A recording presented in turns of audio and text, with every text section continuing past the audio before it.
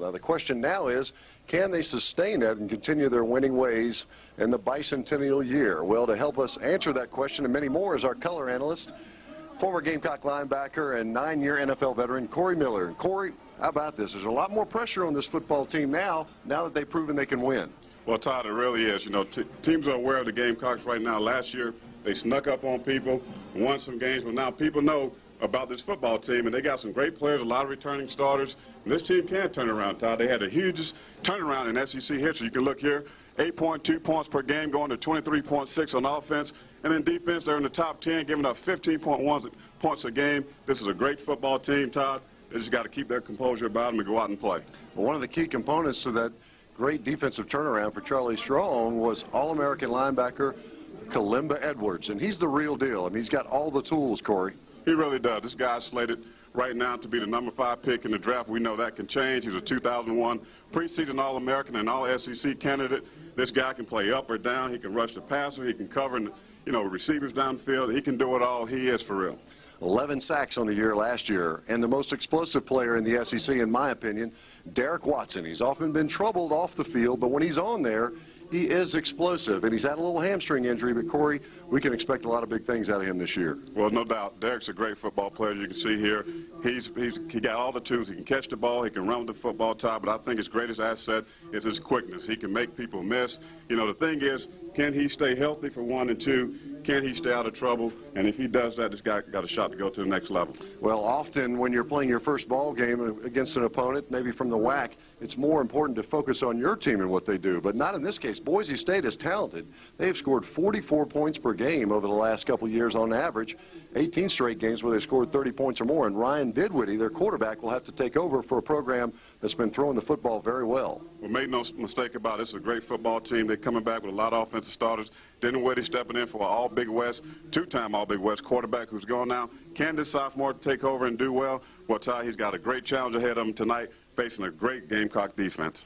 Well, they're expecting more than 84,000 on hand for the Gamecocks tonight here at Williams-Brice Stadium. We'll see it. Our number 21 Gamecocks taking on the Boise State Broncos.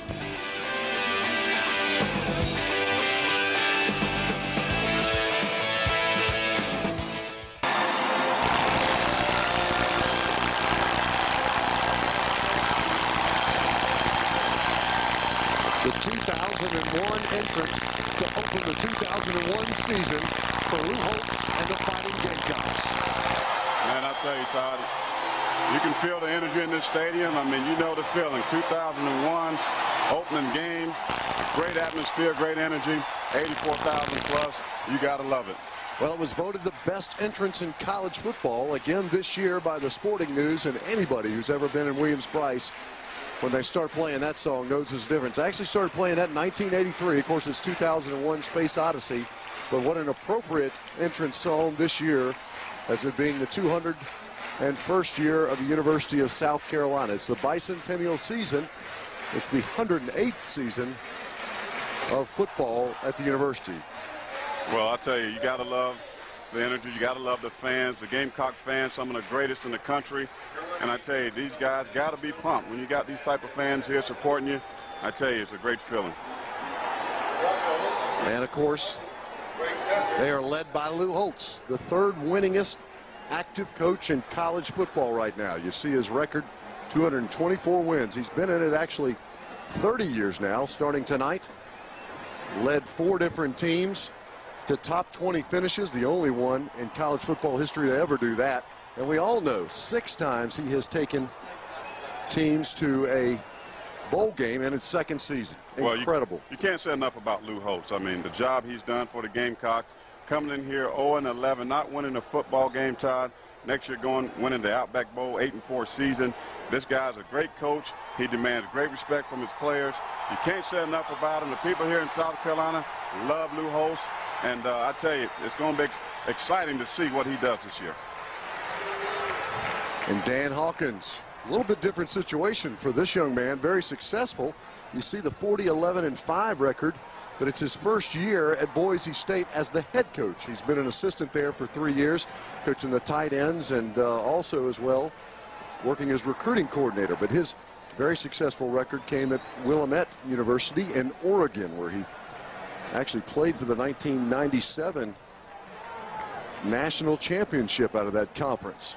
It's a very competent staff, and this has really been like the Miami Hio of the 90s and the 2000s. It's where all good coaches go, and then they move on to other bigger programs. Well, Dan Hawk is the guy coming in his first year, Todd.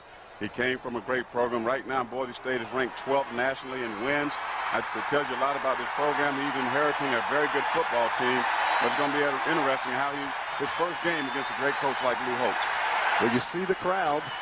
Another sellout. They sold 56,000 season tickets this year to the University of South Carolina. And let's check out our deep guys, David McKell and Brock Forsey. Of course, the outstanding tandem that you'll see throughout the evening. And that's Joey Bowers, the place maker for Carolina. And we kick it off. There we go. And that'll be Michael taking it about the 7-yard line. He crosses the 20, found a little bit of a lane, and then there's the Gamecocks wrap him up at the 25-yard line. Brian Brownlee and Jermaine Lemon on the tackle for the Gamecocks. So here Charlie Strong will break them out. This is a defense that was #1 in scoring defense last year in the SEC, and it'd be good to see Kenny Harney back in at the linebacker position. And we take a look at Boise State coming off the sidelines. And how does Ryan Dinwiddie feel right now? This young man, outstanding player in high school, has seen limited action, as we mentioned last year, behind the outstanding player Bart Hendricks. But he is a winner and hopefully used to playing in this environment. 1st and 10 now on the 27-yard line, and there's Dinwiddie going to work, but we'll have some kind of movement or something that will stop the play for him momentarily. Well, that's just anxiety. Dinwiddie, again, a sophomore, coming here in a large crowd, 84,000. Let's get the call. And that's a delay of game. You don't like to see that when you bring him off the sideline, Corey. Well, I don't so much blame Dinwiddie. You got to blame the coach's side. I mean, it took so long on the sideline where he didn't get a chance to get the play in and run it. He's a 6-foot, 192-pound sophomore. This guy is 27-1 since he started playing high school football. Little offset backfield this time. The Gamecocks in a 3-man front, Dinwiddie to drop back. He goes right across the middle to Forsey, and the ball is incomplete. Let's look at the lineups. Offense, of course, is led by Dinwiddie, Cheek, and Huff.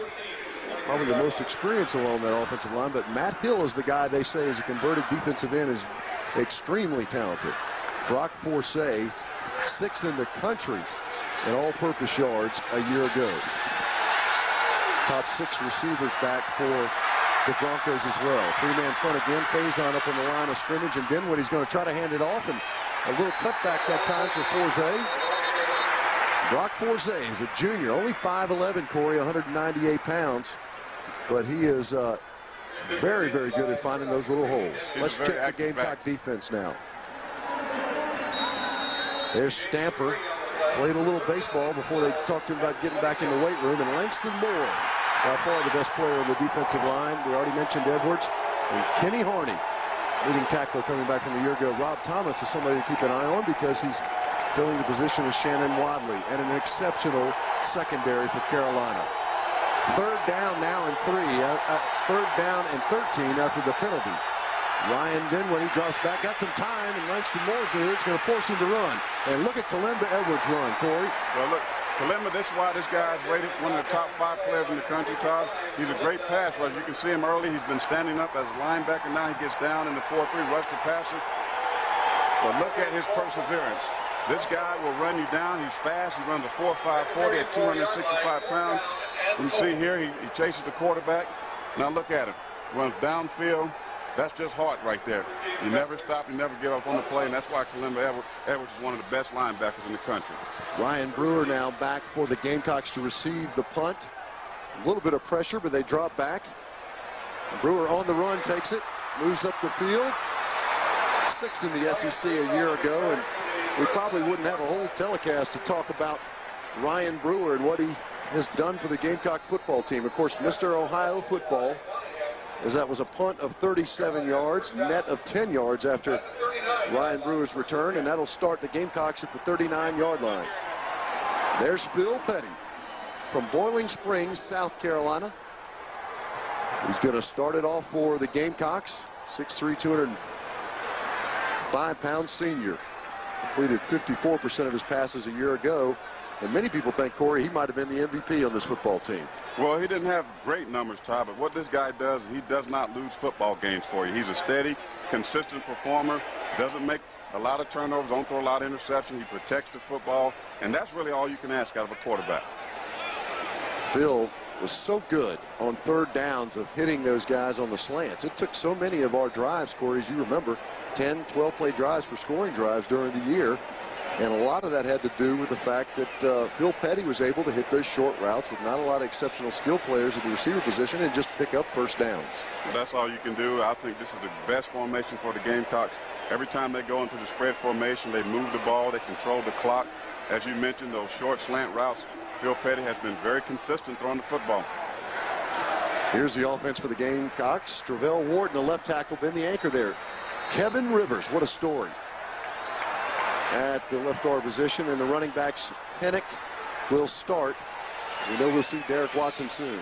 Shotgun right away for Phil Petty, and trips to the left side with Pennick in the backfield. Four-man front, and they'll take it. And Pennick breaks through across the 50-yard line. First down, Carolina. Andrew Pennick, a little play that they run so often, but is still so effective. Wes Nurse on the tackle for Boise State. Well, you can see here, it's just the blocking up front. The guys up front, mano y mano, doing a great job of moving those guys out the hole. Pennick, very explosive, gets about 10, 12 yards. A great running back. 15 yards on the pickup now. Boise State showing some pressure up front. Phil Petty going to let everybody know what he wants out of the backfield. First down. They stay back, and they go back to Pennick again on the same play. And that takes Boise State coming up from their secondary positions to make the stop, about a 4-yard gain on the play. Here's our defense. Bobby Hammer, experience. Al Terry is really the only guy that started last year on the defensive front. And Quentin Michael, what an outstanding player at the outside linebacker position for them. Co-defensive player last year in the Big West Conference. Second down now for Phil Petty. 2nd and 5 on the 42. Two tight ends this time. And they go back to the workhorse, Andrew Pennick. Well, that play right there got stopped cold, and that was a great job by Boise State defensive line. You can see the push there in the backfield. Anytime those linemen get in the backfield, Ty, running back really don't have a chance to make any moves right there. Great job by the whole front four of Boise State. LeGarry Mitchell on the stop for Boise State, 6'1", 244-pound sophomore. They went from a nickel package they played most of the time last year that they're in actually now to a 4-3. So Phil Petty will try to put it in the air likely on 3rd and 5. And he goes right to the hitch pattern, and it's a completion to Carlos Spikes. First down, Carolina. You can see that we talked about his ability to throw those short passing routes, Todd. And you can see there going into the spread formation. Carlos Spikes running a great route, just all the time in route. Travis Berger on the stop for Boise State, 7-yard pickup. You can see here the replay, Phil Petty sits in there, great protection up front, throws the ball in there, very nice, tight spiral to Carlos Spikes. Carlos from Tallahassee, Florida. Plagued by some injuries, but continues to make a big impact. 3 receivers left again, and Phil Petty will go back to the quick passing game. Can't find anybody. Now he's flushed out. Now he's really chased and gets rid of the football. And Corey, that scares you because Phil Petty, the one thing down about his game over the last couple of years has been injuries. And when he gets out of the pocket like that, that's what you worry about. You do worry about him. You can see a couple of circumstances last year. Phil Petty ran the football, Ty, got hit, came up gimping, and you always worried about a quarterback, Ty. You play quarterback, you know you don't like to get out that pocket because people are coming to the football, and you have a great opportunity to get hurt. Bobby Hammer on the stop. He had 21 stops last year. Only 3 returning players, at least starters, for Boise State on defense. Lots of room for those receivers to the outside, but they go back to the draw play, and Andrew Pennick. Pennick, I tell you what, with Derek Watson, Phil Petty, some of these players like Flynn Edwards, and here comes Derek Watson in the game right now. But let's not forget Andrew Pennick. Andrew was just ran for 2,800 yards when he was in high school. He's played the tailback position, plays fullback. and he's been a consistent workhorse for the Gamecocks. He's a great running back. He reminds me of the mold of a Jerome Bettis type back, big, strong. He's physical. He delivers blows when he runs the football. And it's a great changeup for us. We got Derek Watson, then you hit him with Pinnock. Again, we call him Thunder and Lightning, and that's what they kind of run the football as. Third down now for Phil Petty, who's under pressure, and a flag goes down. There's Michael on the interference of Carlos Spikes. Plays that A receiver position. Michael, we mentioned, co-defensive player of the year. We'll have a chance here now to see the pressure that Phil Petty gets as they run a twist up front. Well, that's a little bit of a zone dog right there. You can see the defender came in just a little bit too early right there. Got his hands on Michael Ages. Referee's right there looking at the play and called the penalty.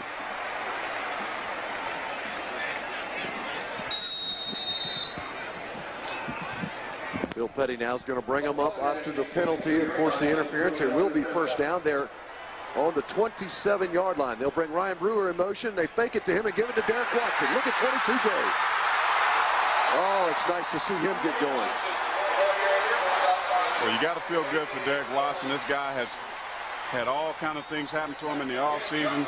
You know, he's kind of got a target on his chest, but he's a great player. You can see here, he faked the dive right here to Ryan Brewer. All this is a draw play.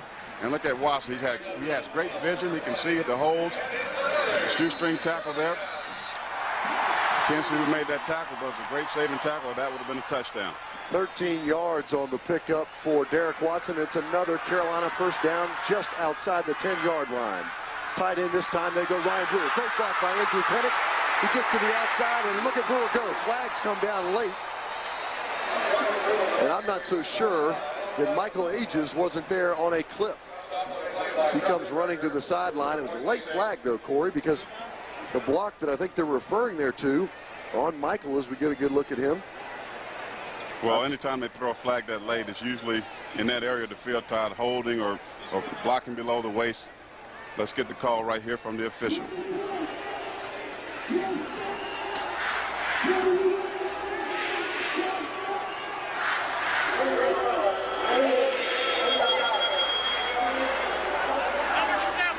Well, that just kills the drive when you're moving the football very nicely down the field. And you get a holding penalty. That really hurts. You can see here. Yeah, that was. As a matter of fact, it was Michael Ages, the junior, 5'11", 175 from Rex, Georgia. He's had nagging injuries, and he might get another one if he gets too close to Lou Holtz on the sideline after that.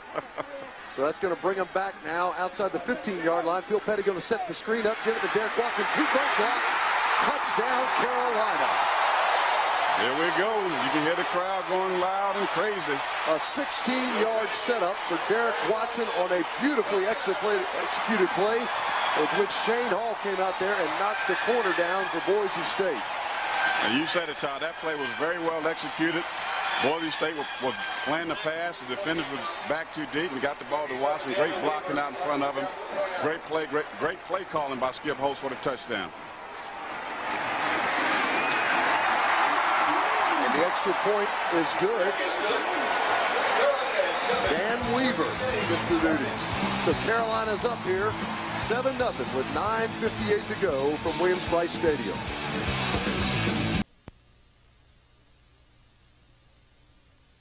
That was a 10-play, 61-yard drive by Carolina to open up their offensive weaponry here early on. So it's 7-0 after the Dan Weaver extra point. Joey Bowers will go back to kickoff for the Gamecocks. We have our same return men for Boise State, Brock Forsay and David Michael. That was a great drive, Todd, by the Gamecocks. 10 plays, as you mentioned, 61 yards. Great play calling by Skip Holtz, a mixture of a lot of draw plays out the spread formation. Again, get Boise State on their heels, then you hit them with the screen. Great blocking up front by the offensive line. Derek Watson is the recipient of that touchdown. I think you've mentioned it before, Corey, but that combination of seeing Andrew Pinnock go in and seeing Derek Watson come in after that is just got to be devastating on the defense. Well, I mean, they have a triple threat. You think about it, you got a Mr. South Carolina, you got Mr. Connecticut football, you got Mr. Ohio football, and all these guys have different strengths, and, you know, I think Skip Holtz does a great job of utilizing each one of them strengths. He really does good in rotating those guys in and out. Here's Bowers now ready to kick off. And it's a low drive angling towards the sideline. It's going to work out well for Carolina as they pin Michael inside the 10, but he's got a lane to the outside, and it's going to take our kicker Bowers to come over about the 34-yard line for Carolina to put a stop to him. And I tell you what, they want you to kick it between the hash mark and the 10, but you better get it down inside there deep.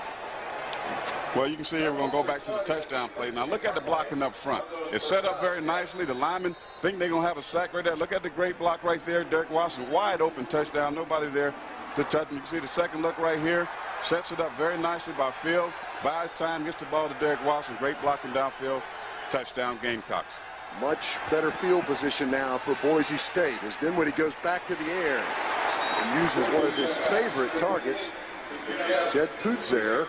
6'5", 234-pound senior from Eagle, Idaho.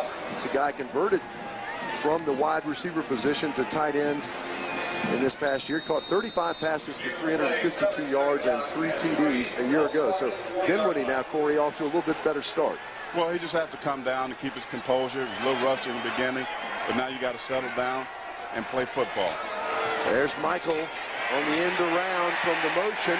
And played well that time by Carolina. And the first time we call his name out, but I can assure you it won't be the last. Rashad Faison on the stop for the Gamecocks.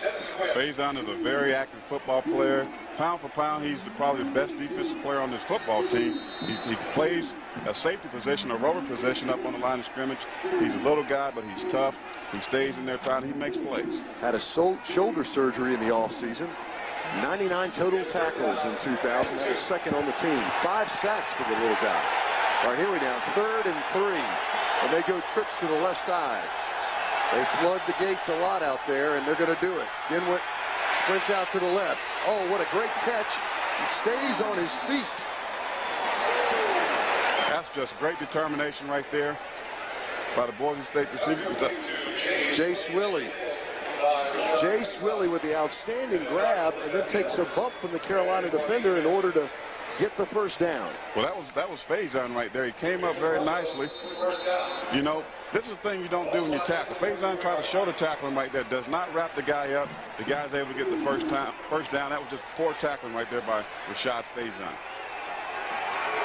So first down for the Broncos, and this time they're going to go back to the draw right out of the Gamecock playbook, but a good stop that time for Carolina. That's Kenny Harney, inside linebacker. Good to have Kenny back after he broke his fibula last year and missed 5 games. It really is. Kenny Harney's a very active linebacker, good football player, and he's got to step his game up. Let's take a look right here. But probably the guy who makes this play, in my opinion, is Langston Moore. Look at him take 2 guys right there to block him, frees Kenny Harney up, comes up, make a great tackle. And that's the thing, Todd. Your defensive lineman has to play good football in order for your linebackers to really be effective.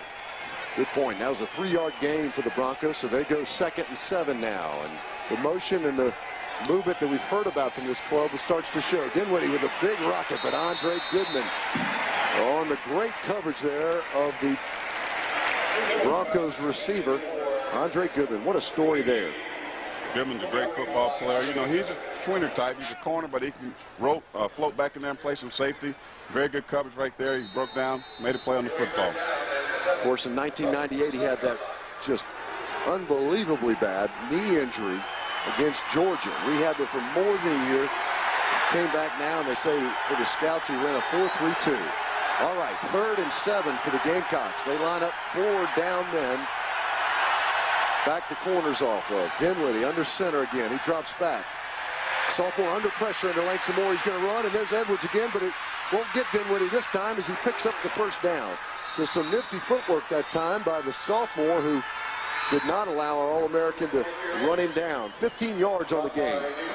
Well, that's just heads-up play there by Dinwiddie. He felt the pressure. The pocket collapsed on him. He stepped up, didn't see anybody downfield. Heads-up play. Didn't force the ball down the field. He pulled it down and ran with it. Kalimba was there, missed the tackle right there. Dinwiddie gets the first down. Dinwiddie's been playing all his life and played in 8 of 11 games last year, 11 of 19 for 137 yards. Here's the shifting. And now the motion. High backfield. Offset. They're going to run sprint draw. And Langston Moore, just as you called him out, The time before, Corey, he occupied somebody. That time he split him. He split him that time. Great use of the hands right there. Took on the block, shared the block, and got off and made the tackle. And that's what you want out of your defensive lineman. And in my estimation, my opinion, Langston Moore was probably the better defensive lineman, even over Cleveland Pinckney and Cecil Caldwell. So great play there by Langston Moore. Bring up a second and a little more than a 7 now. Yards to go for the first down. They have obviously crossed into Gamecock territory. It looks like Charlie Strong is going to crank it up. Here comes pressure, and they back off a little bit. Dinwiddie, though, still under pressure by Kenny Harney, and he gets the ball away. So a nice job by the sophomore, who's showing some really, really good instincts that time to get the ball off to his receiver. The thing I like about it is he stays in the pocket, Ty. He's not really anxious. He don't run out there right away. He let the pressure come. Missed sack there by Kenny Harney. Steps up, completes the pass. Tough guy for a sophomore, not to really have that much playing time underneath his belt, Ty, but he's playing pretty consistent right now. Well, he's got him in striking range. As you hear that Carolina crowd come up for this Gamecock defense. 2 receivers to the right this time, and pressure again. They bring 2 backers. Pump fake, and he's going for it all. Sheldon Brown on the coverage. Never got his back around, but it still was effective. Incomplete pass. That time, Lou Fanucci, the outstanding receiver, returned last year for Boise State at 5'11", 191-pound junior. Caught 40 balls last year, but he didn't get that one. He didn't get that one because he's going up against an all-SEC performance, Sheldon Brown, who's ranked as one of the top cornerbacks in the league. Tried to run a hitch and go, but Sheldon recovered greatly on that play, knocked the pass down. Nick Callaghay, who's going to attempt the field goal now, and is fumbled. He's going to have to run it. It was a bad snap, and Willie offered his own chase for Carolina, and it will be down. So no scoring opportunity, not even a shot to take it from the outstanding kicker, who's the Lou Groza candidate. Didn't even have a chance to get that one off. Well, that's all on the holder right there and the snapper. The one thing you got to do when you're kicking the field goal is it starts with the snapper, then to the holder. As you can see here, the snap was kind of low. The holder was not able to get the ball down, and the pressure by the Gamecocks there stopped the play, and you just can't have that. You moved the ball nicely down the field, had a chance to get 3 points by all Big West kicker, and, you know, you come up short because of a bad snap. Callaghay, who you don't want to hurt your leading scorer. He's got to run the football there. Now Phil Petty will bring him back out. Start it just beyond the 35-yard line. They go wide receiver screen to the short side of the field. Look at Brian Scott find himself a lane. So the screen games, Corey, have been big so far for Carolina. Screen is always big. Anytime you go on the spread formation, these guys are backed off. 21 yards on the pickup for Brian Scott. You can see here, you get the fake rollout right here. You go back to the wide receiver screen.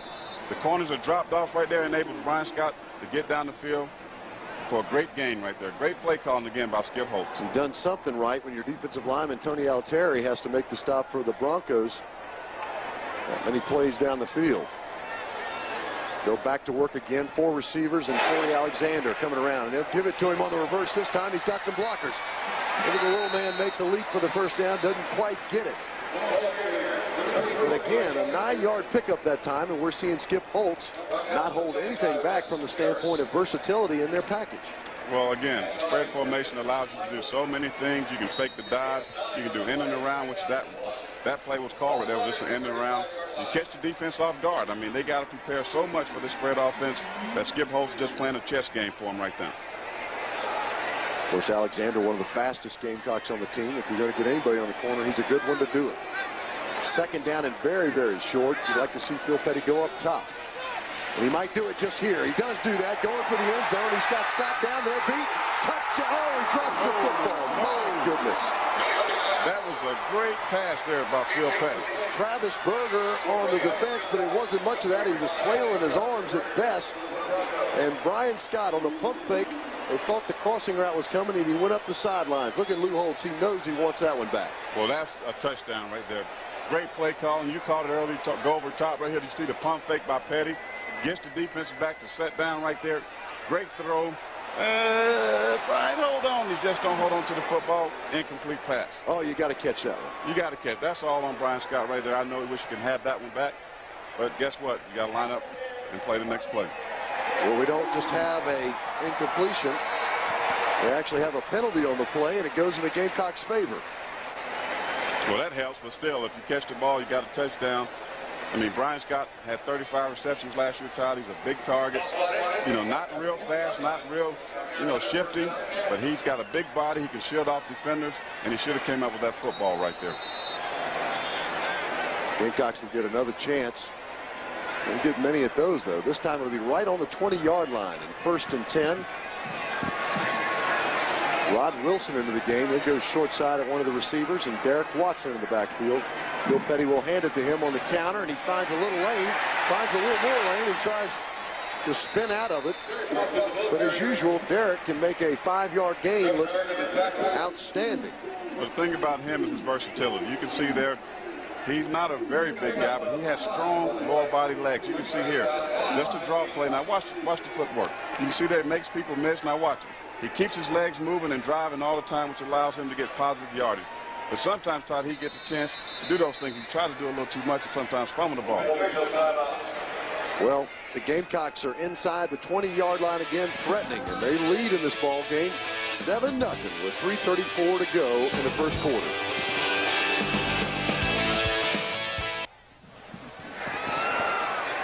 You see the score, and you see the ominous skies. We had some rain earlier here today at Williams-Brice Stadium, but a beautiful night for football. More than 84,000 are watching their Gamecocks inside the 15-yard line now as Bill Petty checks the play. 3 receivers to the right. They go receiver screen again. That's Corey Alexander, and he can run. 2 good blocks that time. James Atkinson and Rod Wilson for Carolina. Again, you see the wide receiver screen there. I tell you, Skip Holt's got a great package. This guy has a sharp pencil. I mean, he's setting up plays out all kinds of formations. You can see there the 2 receivers right there just shielding, setting up blocks for Corey to run with the football right there. He's just great game. But I tell you, Skip has a very, very sharp pencil when it comes to play calling. And a low risk one on that one. 9 yards on the pickup, and it brings us 1st and goal. And look at this jumbo set. Andrew Pinnock, Ryan Brewer in the backfield, 2 tight ends, and just Brian Scott out to your left side. 5-man front by Boise State. They give it to Pinnock, and no, they will not stop him.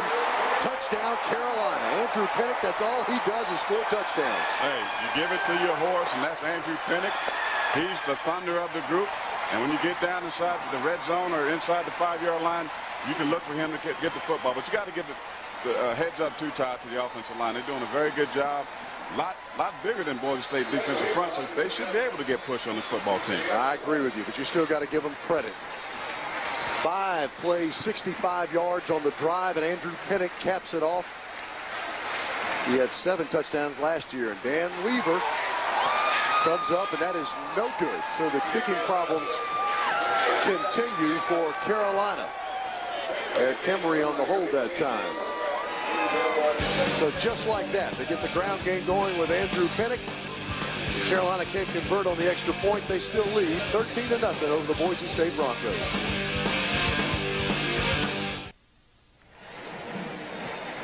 Here's a replay of the last touchdown. It's just I formation and man on man. And look at this offensive line. Mano, look at the blocks right here. You can see what Boise State defensive front, Todd. They're going backwards, and anytime as a defensive player, you want to get penetration. Look at the line. Just cave these guys in. When you got a 250-pound back like an Andrew Pinnock, you better believe inside the 5, Todd, he's going to get the touchdown. It almost looks like they're merely annoying him there rather than trying to tackle him. Like little mosquitoes, get off my side. Bill Petty with some great numbers, 4 for 5 so far in the game. The kicking game continues again for Carolina inside the 8 this time, and that'll be Forsay. Makes a nice nifty move, gets out to the 30-yard line before he's caught from behind. As Brian Elam on the stop for Carolina. Well, you can see why Brock Forsay was rated in the top 10, Todd, in all-purpose yardage. This guy is very active. He's a very good football player. Had 900 yards rushing. Is a great kick returner, great punt returner. It just shows you a little bit of his ability right there on that kickoff return. We thought Derek Watson was something that, tops in the SEC with 166 yards all-purpose during the season. This guy had 186. 25% of his team's offense. All right, 2 tight ends this time for Dinwiddie to try to get his team back on track. That was a 22-yard return. Faison up front. They go sprint draw, and they got a little bit of lane. Pickup of about 4 yards on the play. So far, Corey, with 2 minutes to go in the first quarter, I believe Lou Holtz has got to be happy with the performance of his football team so far, other than that kicking game, which he's going to have a fit with no matter what happens. Right.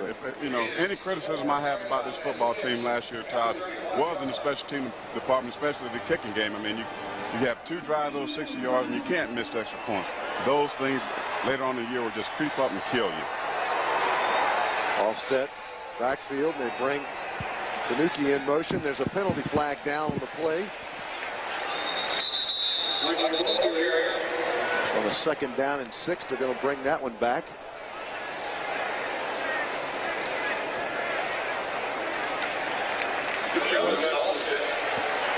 Motion by Boise State on the play. So Kenny Harney, the captain. Captain is signaling, hey, move them on back. 5 steps back. Mentioned Kenny up to about 260 now. That's illegal real. formation, 6 men on the line, on the offense, 5-yard penalty, 2nd down.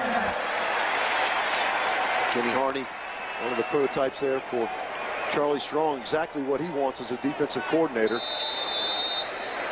They were unbelievable last year. 4th in total defense in the SEC and 16th nationally. Charlie's a great football coach, and I would think this guy will have some opportunities to get a head football coaching job, being at the job he's done for Lou Holtz the past couple of years. I think he did this past year. We had to beg him to stay. 2nd down now and about 12, maybe a little less than that. Shotgun for Dinwiddie, one of the first times. And he goes deep in the post pattern, and it's broken up.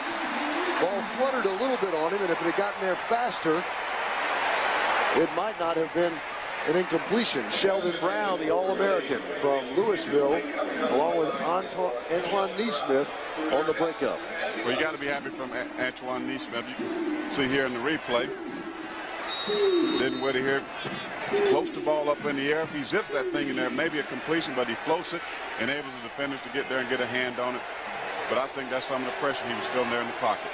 I'll take my chances with those two in the backfield anytime. So 3rd down now and 12 after the penalty. Dinwiddie going to roll and he'll look across the middle again, and it's almost picked off, as he had an open receiver that time, but could not make the completion. And that was Billy Wingfield, the 5'10", 181-pound junior, across the middle on the square end. Well, you can tell the offense is feeling the pressure now, Todd. They're starting to roll. Dinwiddie out the pocket to try to buy him some time to throw the football down the field. Had a man open right there, but the receiver just wasn't paying attention, was not looking at all. Keith Shuttler will come in to punt now again, and Ryan Brewer will be back. Thought we might see Chavez Donnings, a really highly touted player, returning some punts, and that's almost blocked. And Brewer's likely going to say, get away from this, guys, as it took a short bounce, but that is number 22, Derek Watson. He blocked one against Florida, and he was in on that one and had a shot at it. I mean, he's Superman. You almost can't take it away on that 52-yard punt that got the benefit of the roll of Boise State. Well, Watson's a very good special team player. As we know, he's a kickoff returner. He can also return punts. But there, to be on the punt team, Ty, you very seldom see your best offensive players, your top rusher, get out there and try to block kicks. But this guy has great quickness, great moves, and it's hard for a punt team to block it. Now we're going to get a chance to look at a very exciting player. The Gamecock staff thinks much of him. Corey Jenkins is in at quarterback for Phil Petty. Product of Richland Northeast right here in Columbia. Played professional baseball for 5 years, and he is an athlete. And look at him go here. He's going to run on 1st down, gets into the backfield, and all his strength won't help him there, as it's going to be about a 1-yard loss on the play. Avalos on the tackle for Boise State. But Corey Jenkins, as we mentioned, very, very strong football player. He's a 2-time All-American in junior college. And they suspect that he will get plenty of playing time this year, despite the fact that Phil Petty is a returning, very successful quarterback. They need to bring Corey along because Phil's had his injury problems. And he'll get no backs in the backfield this time and 5 receivers. He's going to run it. Finds a nice lane there. Fumbles the football, though. It's still on the ground, and Boise State will recover. Well, you're not going to get playing time doing that, Todd. And that's one thing you don't do, regardless of how well you're doing in practice.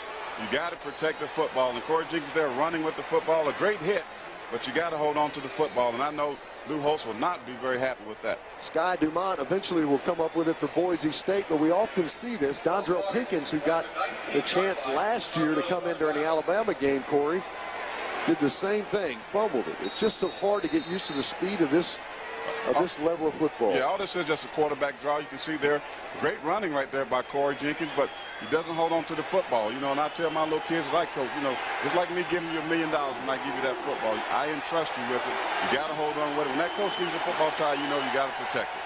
Quentin Michael caused that fumble, and now the Broncos with an excellent opportunity on the 20-yard line. Dinwiddie will go back to work, but can't find anybody. Kenny Hardy going to run him down along with John Stamper.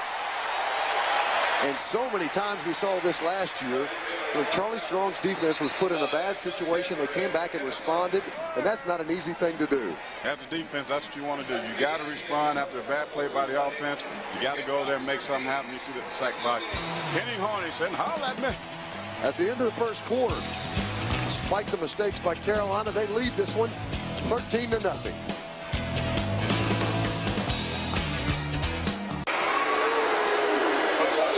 Beautiful night for football at Williams-Brice Stadium.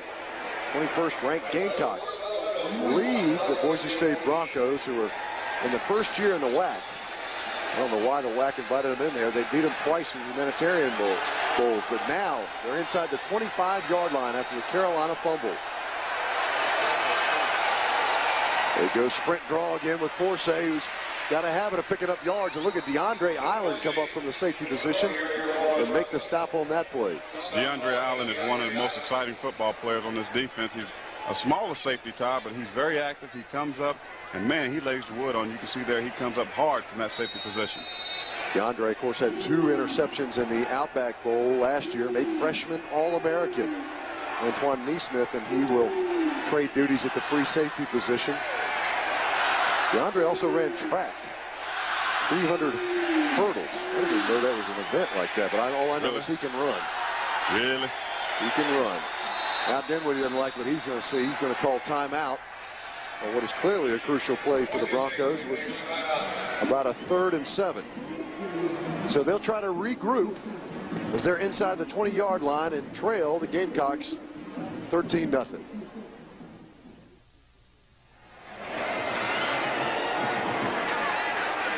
And we're back at Williams-Brice Stadium. But don't forget, tomorrow night on CSS, we bring you the re-air of the 15th-ranked UCLA Bruins and the number 25 Alabama Crimson Tide. Kickoff is 7:30 p.m.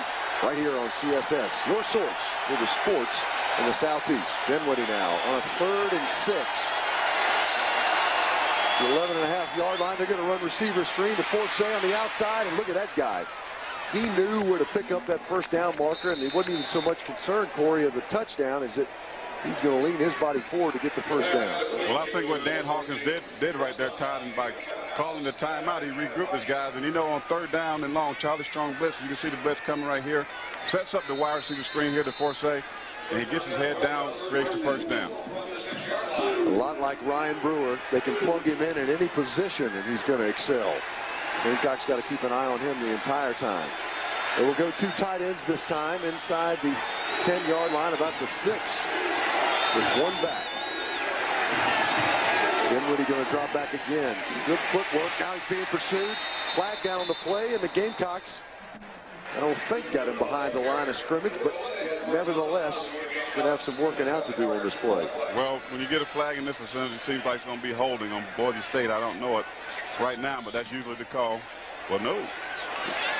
Legal procedure. A little movement going on there before the ball was snapped. By Boise State. Did not see that. Illegal formation. 6 men on the line on the offense. Second time. First down.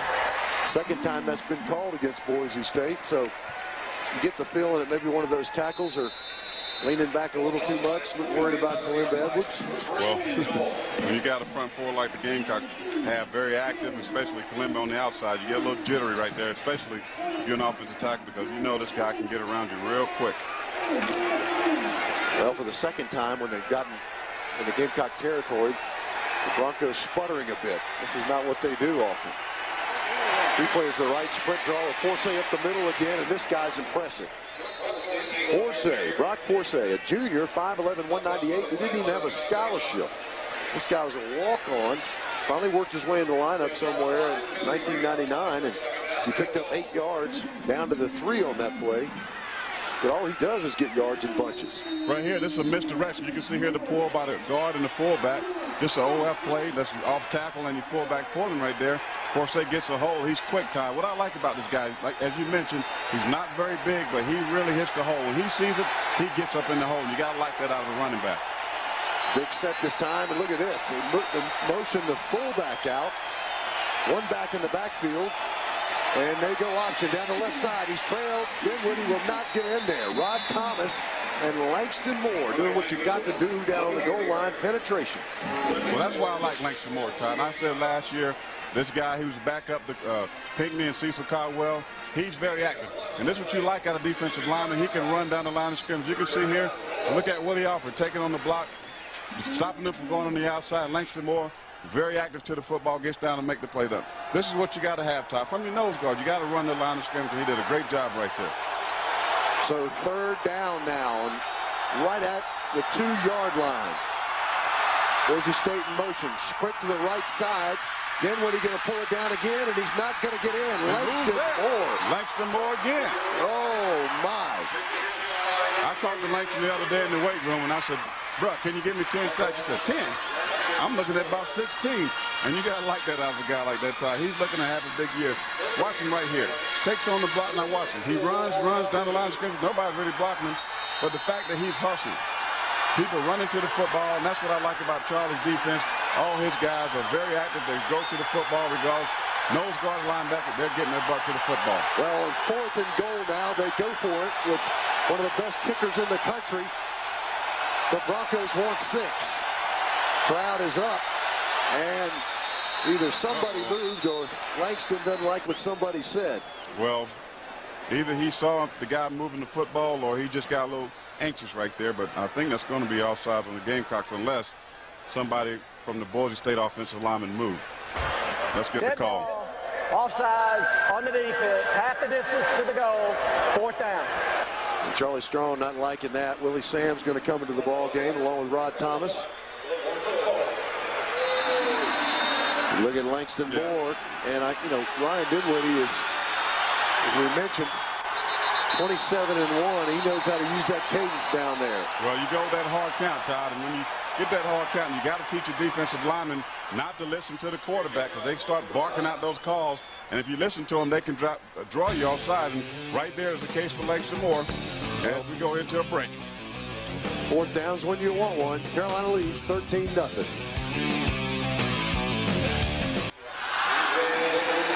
CSS is your source for sports in the Southeast. 4th down and goal. Dan Hawkins and his Broncos are going to go for it. I don't care where they are. They're used to winning on the road. High backfield. Isolation. Forsay. Flag down. Touchdown is the signal. But we do have a flag. Let's see here.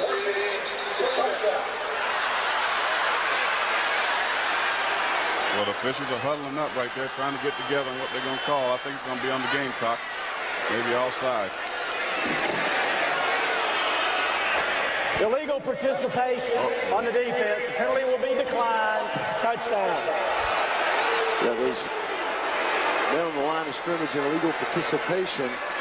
It's the kind of calls you get in the first game of the season before all the wrinkles are worked out. That was a 7-play drive, 19 yards, and ends up in a Brock Forsay 2-yard run over the top.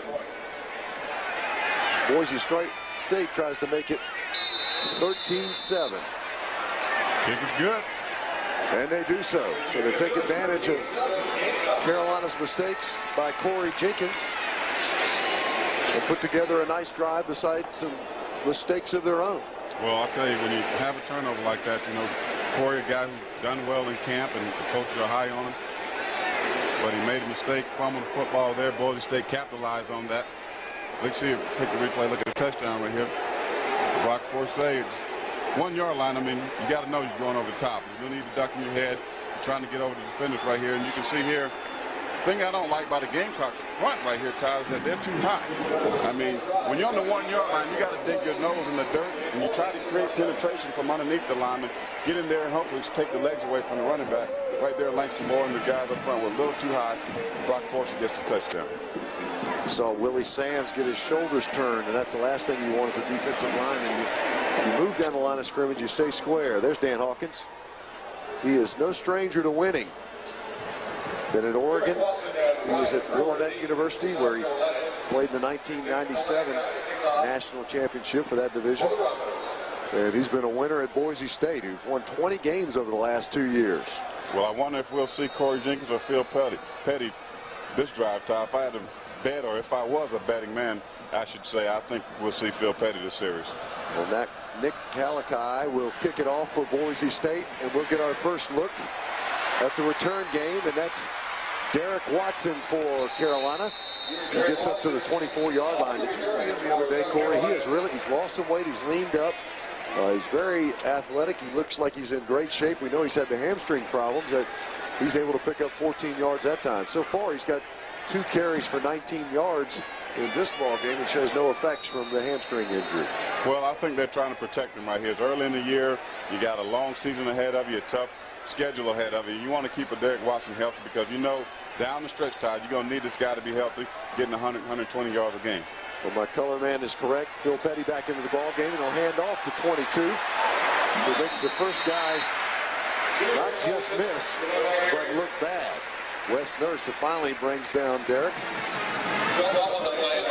Derek's a unique guy. I mean, you know, a lot of people always ask me when I'm out in the public, you know, what's wrong with Derek? What type of person is? But the guy really is a good guy. You know, he's got to mature. He's got to grow up. And once he get that thing together, Todd, he's going to be a really good football player, and he can do some things as far as at the next level. Well, he got 1,000 yards, 1,066 last year. First time since Deuce Staley did it for the Gamecocks in '96. And he'll get another shot here. Nice cutback across the grain. And he crosses the 40-yard line, and it's obviously a first down. 8 yards on the pickup for Derek Watson. 8 yards right there. It's not pretty, but it's great blocking by your up front guys. I mean, your offensive lineman. Let's take a look here. You can see here, again, mano-a-mano. Look at that. Now, look, boom.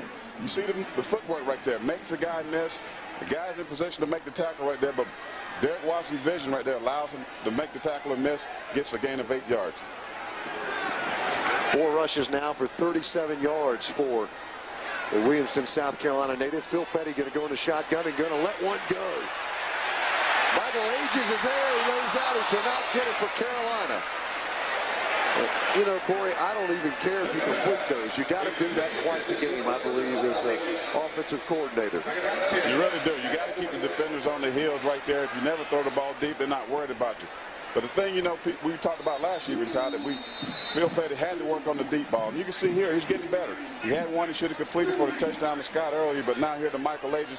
Just a hair too long, but like you said, you're glad to see that. Well, 2nd and 10 now. Derek Watson still in the backfield. They have 3 receivers right, and you can see they're calling the play down the line as Phil Petty changed it. And Derek makes one move out of the backfield to pick up a couple of yards. But that's a good couple of yards. I mean, a lot of running backs can't do that, Todd. I mean, again, your defender in the backfield, if he makes a tackle, you get a loss of yards.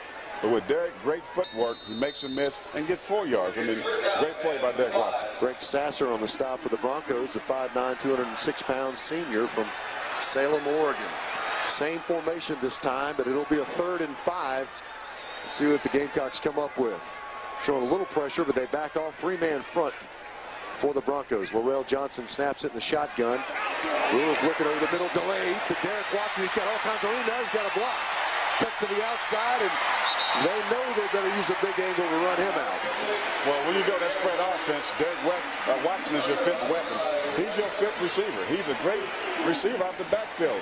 That's why this guy is so tough. He runs the ball well, as you can see here.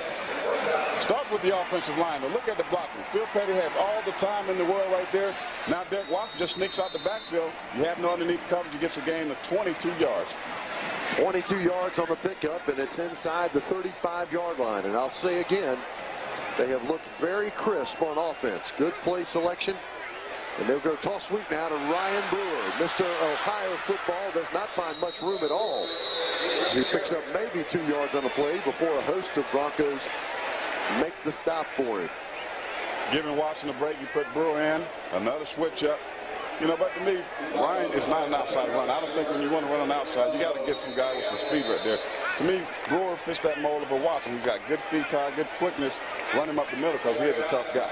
He is tough. He proved he could do most anything last year in the Outback Bowl. Lou Holt said if Ryan Brewer was racing a pregnant woman, he'd finish third. There's Andrew Pennick down to the ball game, and they go with the split draw again. Just a couple of yards for the Connecticut big man.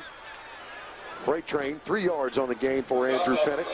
I mean, look at Pennick. Look at that dude, man. I mean, big thighs, big rump. I mean, he's just big. Has he ever even tucked in his shirt? I'm not sure he's capable of tucking his shirt in. I think he tucked it in, but, you know, all that stuff going on in the thighs and the lower bottom, you know, just kind of get adjusted there. You know what I mean? Whatever it takes. They're going to go 5 receivers this time. Larrell Johnson has Phil Petty in the shotgun. Petty sits in there. Very little drop, and he will have the ball tipped down. We've got a flag on the play. Well, that obviously was a play designed to go to somebody there on a slant pattern. You can tell by the offensive lineman because they were cutting the defensive lineman up front. So which tells me they were trying to throw a slant pattern there. But flag on the play anyway. Let's see what the official calls. That's an illegal receiver downfield for Carolina. Well, Lou wants to know who was it. So do I. I would like to know that too, Lou. I'm with you. Well, he'll get an explanation. He usually does. See his lips right there, so I want to know what number. Penalty is declined. 4th down. So some decision-making time. If you've been wanting to test your field goal kicker, this would be it, but they're not going to do that. Well, if I was coaching the Gamecocks right now, with my field goal kicker, I would go for it. You're on the 28-yard line. I mean, that's going to be, what, 45-yard field goal or so? Yeah, you're right. This is not exactly a 30-point game at this point. They need to score. Ryan Brewer's actually uncovered in the slot there. Phil Petty got some time. He's going post pattern, and it's good coverage on the play that time for the Broncos. As Julius Brown, the 5'10", 184-pound sophomore. Brian Scott ran the backside post, and Brown denied him. Well, you got to complete that. I mean, give the defender his credit, but look here. You got Brian Scott, a big 6'3" guy. I mean, great pass, but that's just great coverage. I mean, a great throw, great pattern by Scott. The defender makes a great play. There's nothing you can do about that. But I think still a great call. They had it set up well. It's just Brown used his closing speed. And you're right. That's all that's about is lack of confidence in your kicker. I mean, when you don't have a consistent kicker, you don't take a 45-yard field goal chance. Go to the outside on the out route, and Dinwiddie's got a completion. I've been impressed with the young man. He certainly has not been intimidated at Williams-Brice Stadium. He's slid out of the pocket when he's needed to.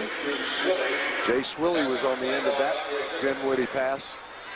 Looks to be right at the yard marker. In fact, they're going to check it. Well, the thing about Boise State, they had all their receivers back, all their starters, and even the second stringers, Todd. These guys were productive, and, you know, you would think Charlie May would be a little more aggressive when you got a new quarterback, a young guy. Maybe you think he'd put a little more pressure, maybe try to rally. We have not seen the variety of attacks that we have seen from Charlie Strong and Chris Kosh and John Gutekunst in the past with regards to pressure rate. I will give you that. You're right. It'll be about 3 inches to pick up the first down for the Broncos, who have certainly held their own. But listen, remember, this is a team that was down 24-0 to Arkansas a year ago, came back and tied it 31-all, and then had a chance to tie it again on the 1-yard line and put it into overtime, and couldn't do so. So they've played some SEC opponents before and fared very well. Second down and inches. There you go, slide pattern to the outside, and that's David Michael. And they're starting to make some penetration in that Gamecock defensive line. Well, Michael's back up, running back behind Brock Foster, I'm sorry. And this guy, you know, he ran the ball well too last year. He's a switch-up hitter. He's a quick guy. runs about a 4.45 40, as you can see here. The blocking up front by Boise State, and Rashad Faison comes off the corner on the blitz. Tried to get a shoestring tackle, but misses him. Great call, great first down. 6-yard gain, more than enough to pick up the first down. And they go with the end around again on the reverse. And that's Wingfield, but a flag is down on the play. So Steve Spurrier introduced that play, at least to me, 4 or 5 years ago. Everybody in the country's running that. Well, it's a tough play. It is a tough play. Get a receiver coming in motion like that, and if the timing's right, and you get that outside linebacker and/or end pin on the corner, you can get some positive yardage. But got an illegal shift here by Boise State. Back him up just a little bit. But I was talking to Charlie Strong at church on Sunday. Let's get the call right here. Illegal motion on the offense. 5-yard penalty. First down.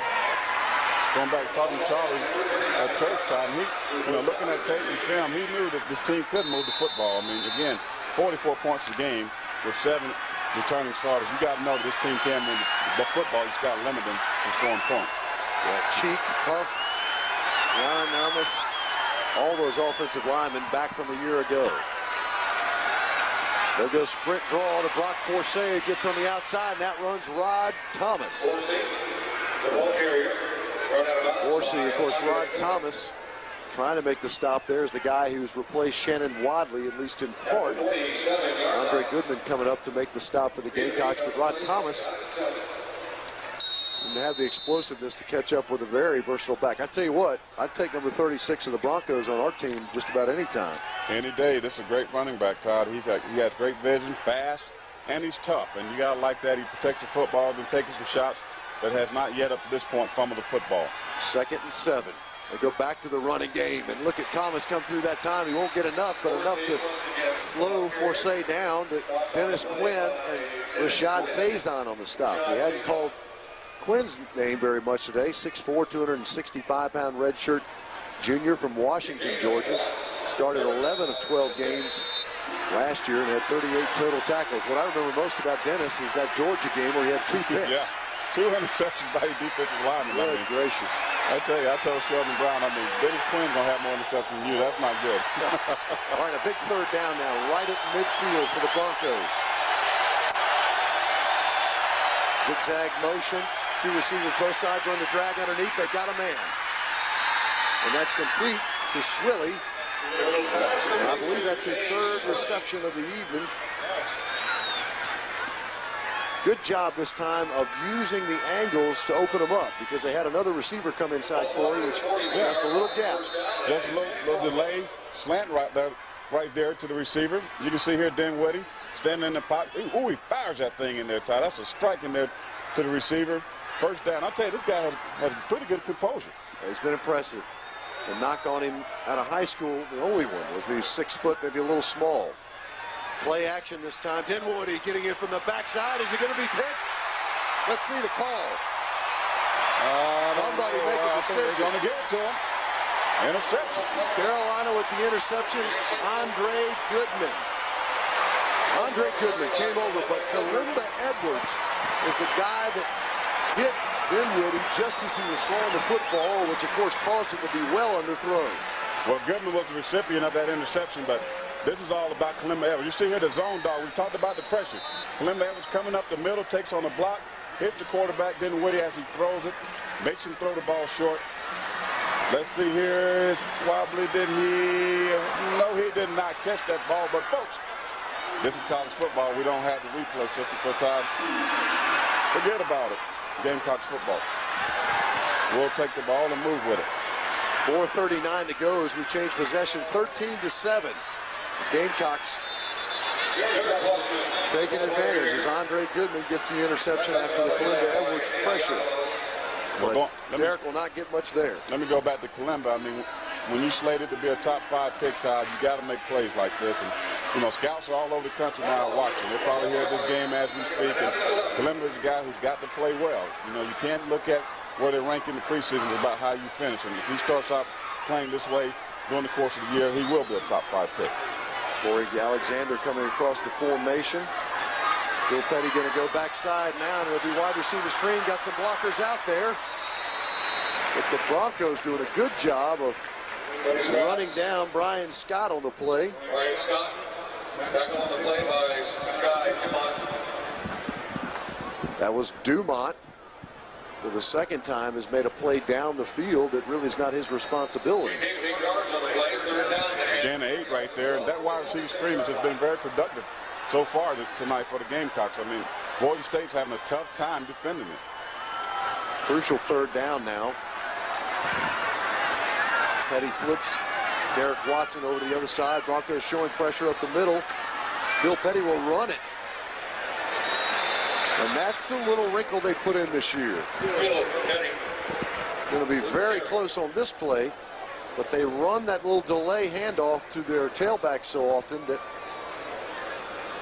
a very capable quarterback can make some gains on the opposite side. It just developed a little slow that time. It was short there, but I think that's a play that you run with Corey Jenkins, and you know how Lou is, Todd. You know, you give a guy a chance to get in there and you don't protect the football.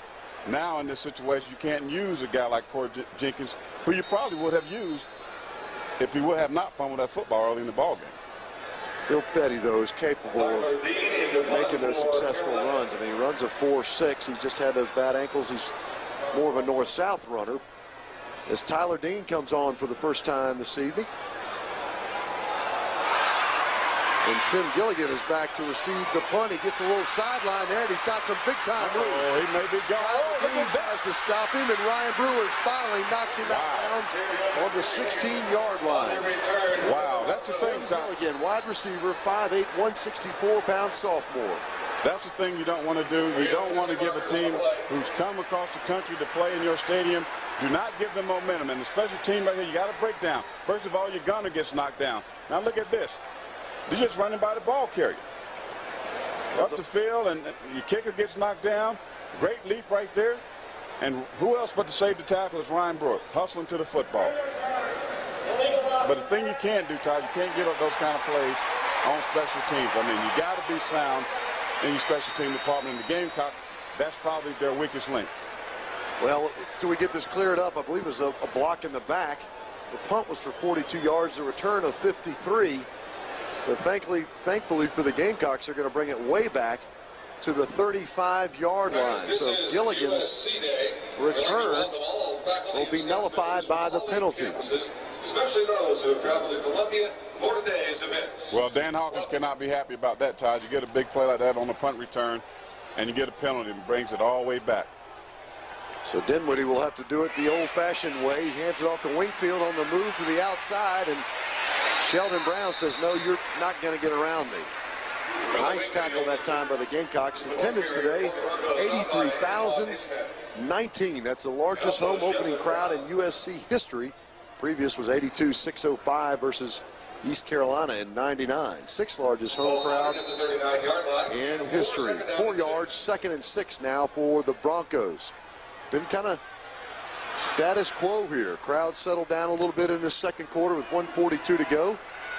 Not a lot of emotion really on either side. Gamecocks leading this ball game 13-7. Todd Ellis along with Corey Miller. You're watching CSS. Langston Moore in Dinwiddie's face, but not before Forsay takes the screen and picks up the first down. Well, Dan Hawkins and his Boise State football team is coming in here, Todd, with all kind of plays as well. I mean, a lot of screens, a lot of end around. And this, you know, Forsay has been very, very impressive, Todd, tonight. He's done on the ground. He's done as a receiver. We mentioned this team had averaged 44 points per game. Twice it scored more than 60 in the Big West. And 18 straight times more than 18 points per game. Dinwiddie rolls out left, and he goes to the deep out route, and it's complete. Good block on the inside on Langston Moore. And that's Fanucchi. Lou Fanucchi of Claremont, California, first team all-conference in 2000. Had 10 catches that covered 30 yards or more. 13 yards on the pickup. Well, the thing with Dinwiddie, Ty, he is gaining more and more confidence as this football game goes on. And that's a tough throw. Rolling out to his left, he's right in the quarterback, and be able to complete that ball for a 13-yard gain is very impressive. Sprint right this time. Got plenty of time. 3-man rush only. But then maybe that's why he doesn't have anybody downfield. It's almost picked off. Rashad Faison hit him right in the stomach, and he don't miss any of those. Rashad Faison. And that's the thing that Lou Holtz talked about. I heard he talked directly to the team, not just about making plays, but make big plays like interceptions. He was disappointed the way they dropped so many against Florida a year ago in the ball game which they had the Gators against the ropes. And that's exactly what he was talking about. That there was just a sprint rollout, Todd, and you can see Boise State got what they wanted. They got Dennis Quinn on the ground. He got cut, which allowed Dinwiddie to get on that outside, but he almost threw an interception there. Rashad Faison just dropped the football. 2nd and 10 now for Dinwiddie. They're going screen backside as Forsay again got some blockers out in front of him, but Willie Alford, the spur backer, came up on the play. The 6'2", 240-pound senior from Pulaski, Florida, making the stop.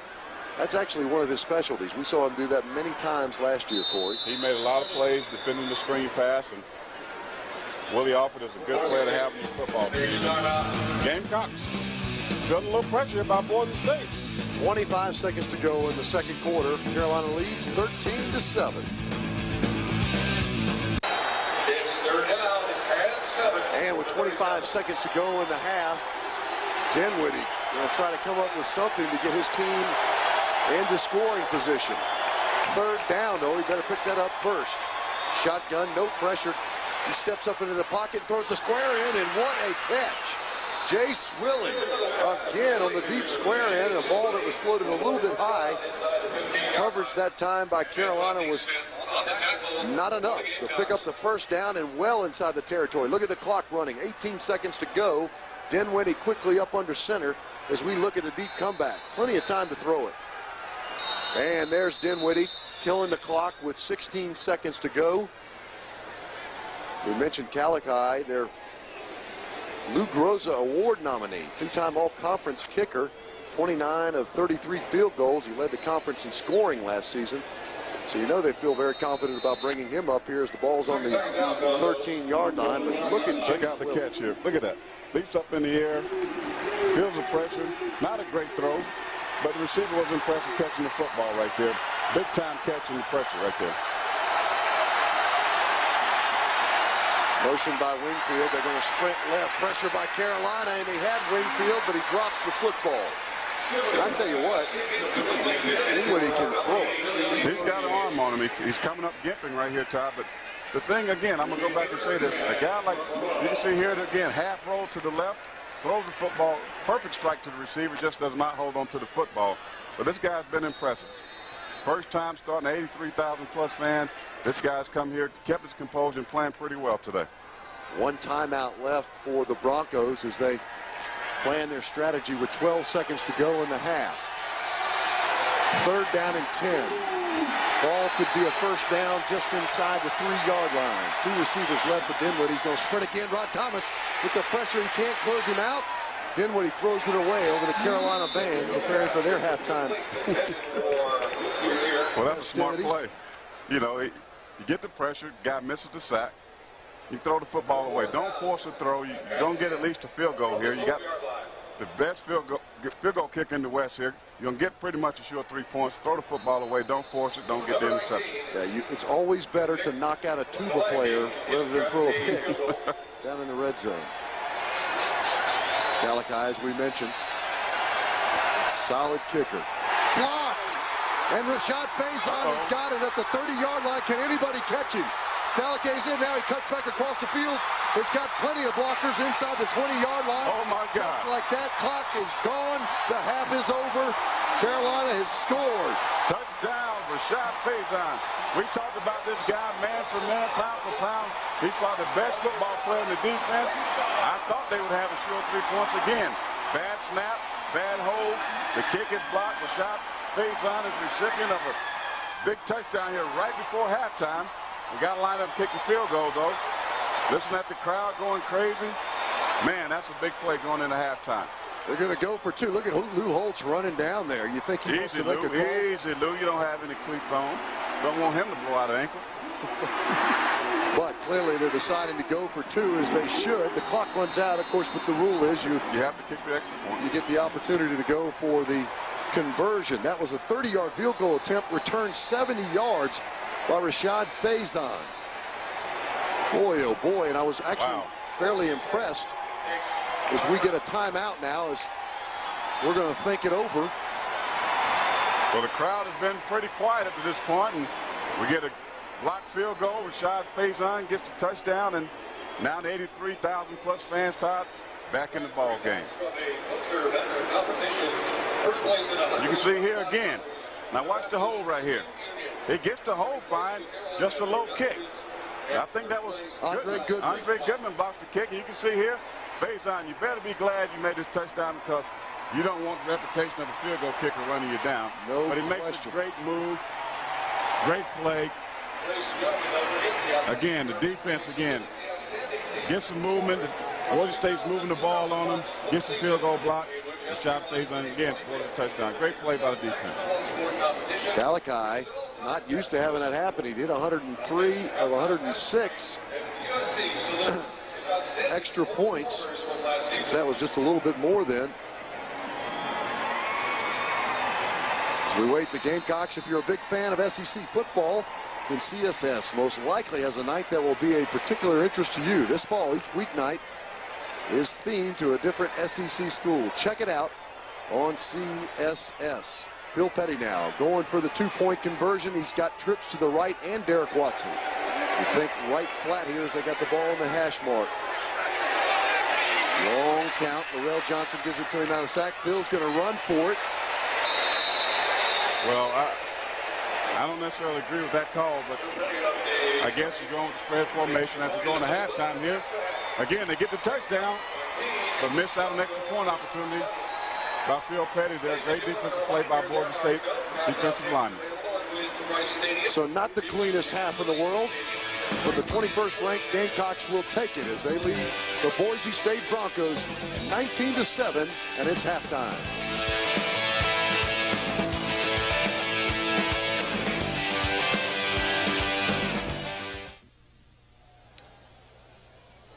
And welcome back to Williams-Brice Stadium. The score at halftime is 19-7 as Carolina's leading. Corey, an interesting half of football. I think you pointed it out. A little conservative for Carolina, especially defensively. Haven't seen a lot of blitzing looks. And offensively, I think on both sides has been marked by some sloppy plays, not uncommon for a first game of the season. Right. Well, you think, Charlie being with a young quarterback, he would come out and be aggressive, but that wasn't the case. Maybe he's saving it for Georgia, a bigger game next week. But the offense has moved the ball down the field very well. The defense came up big when they need to. Well, let's go right to the highlights now. And we saw some action in the first half, and Phil Petty hooked up with Derek Watson right off the bat for a 16-yard touchdown play off of the screen. Just a great play there. They set it up, a couple of draws early in the game, and they go to the screen. Here you can see the bust right up the middle. When you get in the 5-yard, inside the 5-yard line, you go to the big man. You can see here, Corey Jenkins gets an opportunity to get in the ball game. Great run, but boom, comes in here, gets the hit, doesn't see the defender, fumbles the football. Results in points for Boise State. I hope that doesn't wreck his confidence. As you mentioned, it did.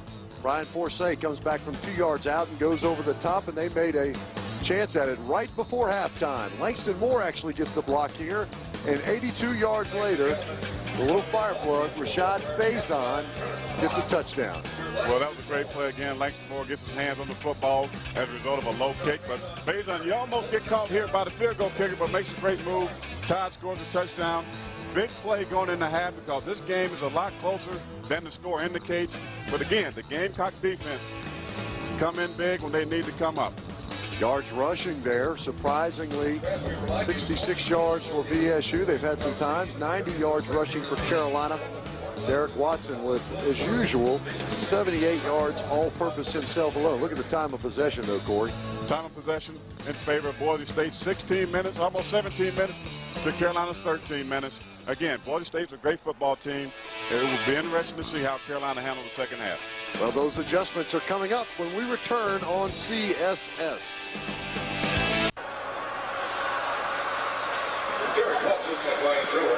And Gamecocks will receive the second half kickoff.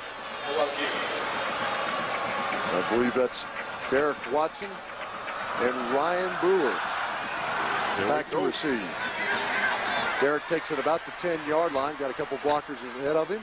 It's bogged down a little bit, and he'll be stopped right at the 20-yard line. So one of the SEC's top kickoff returners last year is capable of breaking it at any time. Stopped on that one. So the Gamecocks will go back to work. And you mentioned about Corey Jenkins. We didn't really have much of an opportunity to talk about it, but you're probably right. Knowing Lou, Corey Jenkins is not going to go back in the ball game right away. But I hope that they do play him again, because he needs to get that confidence, because if they're going to look to him, he better have some more experience, better have some more successes than what he had in the first half. Right. Unfortunate that he fumbled the ball, because the guy is truly a great football player. Eric Watson, actually, Bill Petty keeping that one. So while they ended the first half trying to go for 2 points, they fake it to Andrew Pinnock this time, and Bill Petty comes left side for a gain of 7 yards. Again, more little wrinkles out of the spread formation. Again, you fake the draw play because they ran it 6 or 7 times in the first half. You get Boise State thinking they're going to run it again. Bill Petty pulls the balls out, run for a gain of about 5 or 6 yards. 2 receivers into the boundary this time, and they'll go back to Andrew Pinnock, who's got a seam up the middle. Andrew looks quicker to me this year, Corey. Well, he's worked hard. You know, speaking with Pat Moore, the Gamecock strength conditioning coach, you know, he's got these guys in pretty good shape. And Pinnock, I think, lost a few pounds, maybe 1 or 2. I wouldn't say he was 10 or 12, but he is quicker. I think he's worked on his leg strength and his footwork. And he's just maturing, too. Yes. We always forget about that, what a young back he is. Well, 8 yards on that gain. And Julius Brown on the stop, along with Travis Burrion. That's Phil Petty with 3 receivers right. And he's going to throw the receiver screen to Ryan Brewer out to the right side, and Ryan's going to try to come back and get nothing. Good pursuit that time, and of course that's Quentin Michael. We talked about, didn't mention his name too much in the first half. Great closing defender, co-defensive player in the Big West Conference last year. Quentin Michael is a guy you just talked about, Todd. He averaged 9.4 tackles per game in his career, and that's pretty impressive. He's a very active safety, always around the football. We haven't called his name a lot in the first half, but I bet we'll hear his name a lot more in the second half. 2 receivers, both sides this time in the spread. Bill Petty going to run. Had a seam there, but Kevin Rivers could not quite get the block. As LeGarry Mitchell, linebacker, 6'1", 244-pound sophomore from Seattle, Washington. Nice job of reading it and coming up, but Kevin's going to regret that he didn't get them, because they had a big gaping hole to pick up some tremendous yards. Well, I think the key here for the Gamecocks is take their time, move the ball down the field, get some points on this first drive, and now you go up, 25, 26 to 7. You get Boise State thinking, hey, we're in for a tough night. Well, 3rd down and 5 now. Bill Petty, he stood in there, pump fake twice, trying to hang on when the protection was coming, and waited for Ryan Brewer to sit down, and he did so just past the 1st down marker. Well, Phil Petty sat in the pocket. Boise State coming on the outside blitz right here. You can see the linebacker coming off the corner. But look, he sits in there. Great late protection right there. Completes the pass to Ryan Brewer for the Gamecock 1st down. 8 yards on that pickup for Ryan Brewer. I believe just the 2nd reception of the game for our Mr. Everything. Mr. Connecticut. 3 receivers to the right. Derek Watson to the short side of the field, and Petty's going to run. They're going to set the screen up, and they've got it. But Julius Brown saw that play develop in the first half, and he wasn't fooled this time. Boise State is impressive, and I think what they're doing that's surprising me is their quickness. Obviously, they're not very big, but they're getting around some of the plays that are trying to be set up by the Gamecocks. Well, when you're undersized, Todd, you got to use your speed and your quickness. That's your greatest assets, and that's what Boise State is doing. They're trying to run around blocks. They can't take on blocks, but they're running around, making plays in the backfield. Now, I think you're going to see a lot more of that in the second half. Loss of 3 yards on the play. 2nd down for Phil Petty. He's got some time, and he goes to the outside, but again, Julius Brown knocks down the post corner route by Brian Scott. What was a pretty darn good throw by the Bowling Spring senior Bill Petty. It was a great throw, but it was a even greater defensive play by Julius Brown. You can see here, great protection from the offensive line. You can see here, he's got great time, throws the football, puts it where it needs to be, good and low. but a great defensive play there by Brown. Brown had 2 picks on the year last year and having an outstanding night tonight. So Petty trying to do what he can on 3rd and 13. Under some pressure, dumps the ball off. He's got it to a good man, but it's going to be caught from behind, I believe, before the first down. It's going to be right at it. I think a favorable left foot spot for Carolina. Corey Alexander, check that. Michael Ages on the catch. Michael Ages, again, a smaller type receiver for the Gamecocks. A guy with good speed. You can see here, Phil feeling the pressure, makes a great move. Good vision down the field, hits Corey Ages right here. I'm sorry, Michael Ages. For the Gamecock first down. Ernie Lawhorn tells me it's 13 yards on the play as they'll measure this one. First down, Carolina. Michael Ages going to be looked to by this coaching staff this year. The nagging injuries he had in 2000, but he's that scat back that you can put into a lot of option routes like that and get some first downs.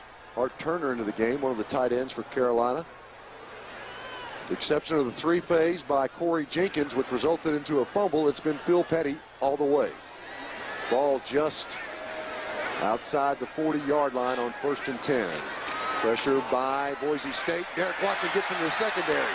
Derek Watson high steps a defender and gets out of bounds. So his 5.7 yards per carry not in jeopardy at all. Is 18 yards on that pickup, and Mitchell again on the stop, the sophomore from Seattle, Washington, but not before Derek Watson picks up some big chunky yardage.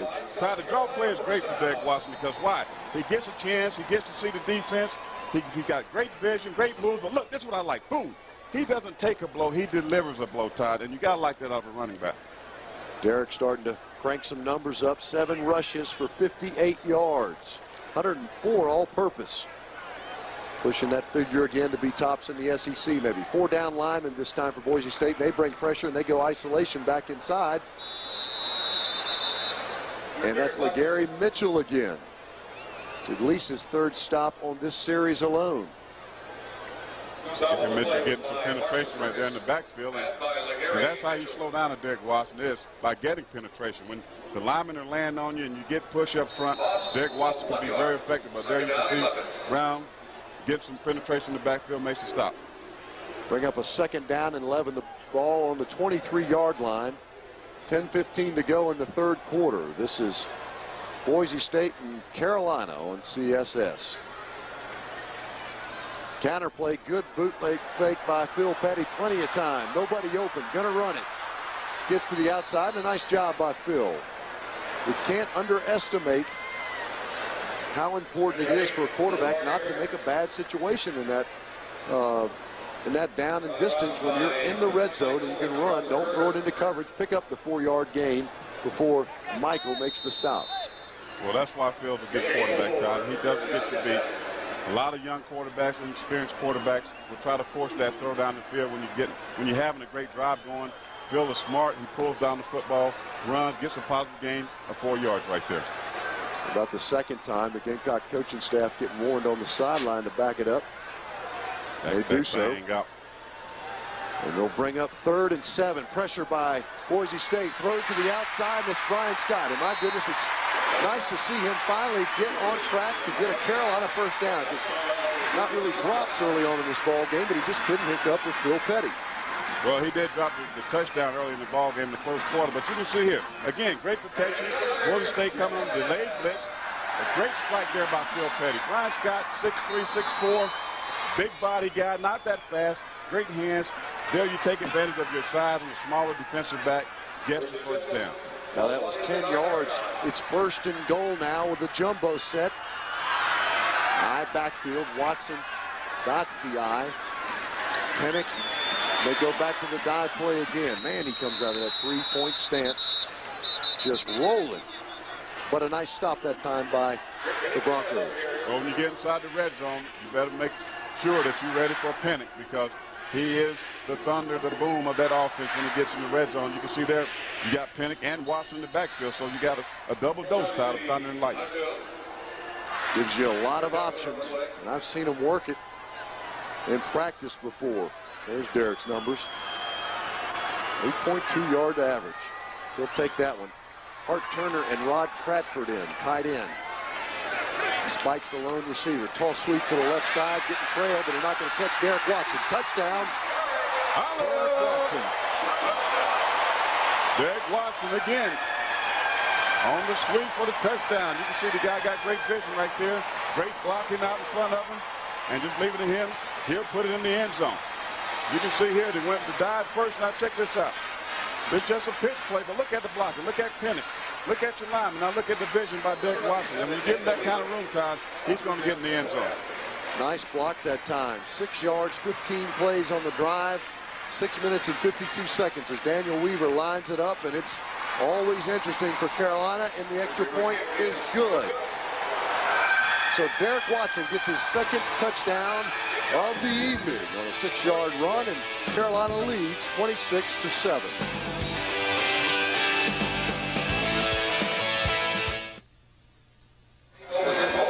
To get your daily dose of sports highlights, watch ESPN News every day on CSS, your source for sports in the Southeast.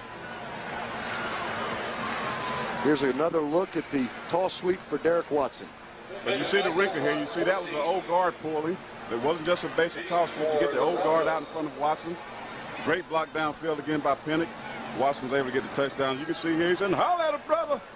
I'm doing my thing, baby. Cedric Williams leading him around the corner. The 6'3", 295-pound junior from James Islands had the bad ankle, been injured. Check out this alignment. Still bunched up is Carolina. As we look at Boise State ready to return, that makes it difficult to come back and set your blocks up. But they'll have a shot at this one as they go right up the middle, does Forsay, and he's up to the 35-yard line. And no matter what happens today against the Broncos, the Gamecocks have got to get their kicking game together because they've given up some big returns today. 23 yards on the return. Teddy Crawford on the stop. Well, you get a short kick, Todd. First of all, you start the ball at the 35-yard line. You're starting your drive there, and you can't give up that kind of field position. I mean, a team got 65 yards to go for a touchdown. That's putting your defense in a bind. We'll see how Ryan Dinwiddie adjusted at halftime, although he had his act together in that second quarter. He'll go back to his back Forsay again. Brock Forsay, who's really been good going right up the middle. They have not tried the corners much on the Gamecocks, and you might suspect that with a team that is at least touted to be a little bit quicker. Well, you know why they're not running the corners up top. Number 55. Number 55. So Lamar Edwards, I don't think you're going to get too far running the toss sweep around that end. Forsay picked up 4 yards on that play, and Langston Moore was the Carolina defender who stopped him. 3 receivers, and they come back with that cross motion, and they give it to Michael on the play. David Michael trying to get to the outside, and Andre Goodman comes up and takes that 15 pounds he gained in the offseason to make the tackle around the 40-yard line, and we've got some yellow flags. Well, I know what that is. That's just holding. I saw the receiver right there had a hold of Rashad Faison's jersey. Had a big chunk of it in his hand. I'm way up here, and if I saw that, I know that official saw it on the sideline. There we go. That's the call. Yes, holding on Boise State. As you can see here, again, the end and the round, you can see the back coming here. Now look at the receiver. Look at all the jersey, the red jersey he got on Rashad Faison. I tell you, that's prom dancing right there. That's not really holding. But holding on the offense, 10 yards from the previous spot. Repeat second down. Well, the official was right there, Todd. I mean, there's no way you're going to get away with that type of cheating. That's right. What you're saying is if you're going to do it inside, somewhere in the interior in there, right? Hide. So you don't go inside somewhere in a bunch of people, you know, not out there when you're by yourself. Well, that brings up second and a ton for Boise State. Jay Swilly come back in motion, and he does waggle. And we need to drop straight back. A little bit of pressure, and it looked like some holding again up front, but Kenny Harney will come up to stop him. And Rod Thomas can't get away from an offensive lineman. You know there's got to be some holding. 3 yards on the game. Well, you know your offensive lineman, not you, but the offensive linemen do cheating. I said they do cheat. Biani with potential to hold there. It's 3rd and 13 to go. Let's see what Charlie Strong comes up with. Well, this situation, Todd, I think you're going to see some pressure. I think you'll see Rashard maybe come out the corner, some type of zone dog and or blitz. Let's see what they do right here, 3rd and long. They'll go 3 receivers one side. Here comes Carolina with a little bit of pressure, including Neesmith off the corner. But Dinwiddie, nifty, gets away and throws a strike to the outside. But hold on, folks. We got flags on both sidelines around the 30-yard line. Dinwiddie continues to impress me. He stands in the pocket, doesn't he? He really does, and he does what those good quarterbacks should do. He makes the initial move to get away from the first guy that's loose and then looks to throw. 15 yards on the play, but it will come back. Well, again, Charlie Strong in this defense, 3rd and long, you blitz, and that's what he does. Here you can see Antoine Neesmith comes up, takes a bad angle, misses the tackle. John Stamper misses the tackle. Dinwiddie steps up, completes the pass. But again, the men in stripes got the last word. On the offense, 6 men on the line. 5-yard penalty from the previous spot. See Charlie here 3rd down. thinking about what he's going to call next, talking to the guys upstairs, Cush and all the other games. Charlie Strong, of course, was a long-time defensive line coach at Florida during their heydays when he put a bunch of players, including Kevin Carter, into the NFL. Gamecocks are glad to have him. Also coached with Lou Holtz at Notre Dame. Shotgun, first time in the second half for the Broncos. 3rd down and a bunch. Goes underneath, and it's almost picked off. Andre Goodman's had himself a game now. They have given up some big plays, but Goodman has not been one of them. Goodman is a very active player. Then you can see here, Boise State in shotgun. Kalimba Edwards comes up the middle on the blitz, pushes the pocket, but Dinwiddie stays in the pocket. Great play there by Andre Goodman. Drops the ball, could have had another interception, or his first interception. How sweet it is as Shuttler comes on to point. You remember Andre Goodman last year against Georgia, the team that had injured him more than a year before, picked off Quincy Carter and went 70 yards. Ooh, a bad punch by Shuttler. It's going to bounce, and Ryan can't get over to get it. Ryan Brewer on the play. So the Gamecocks will take over. It's 26-7 here in the second half. Carolina over Boise State.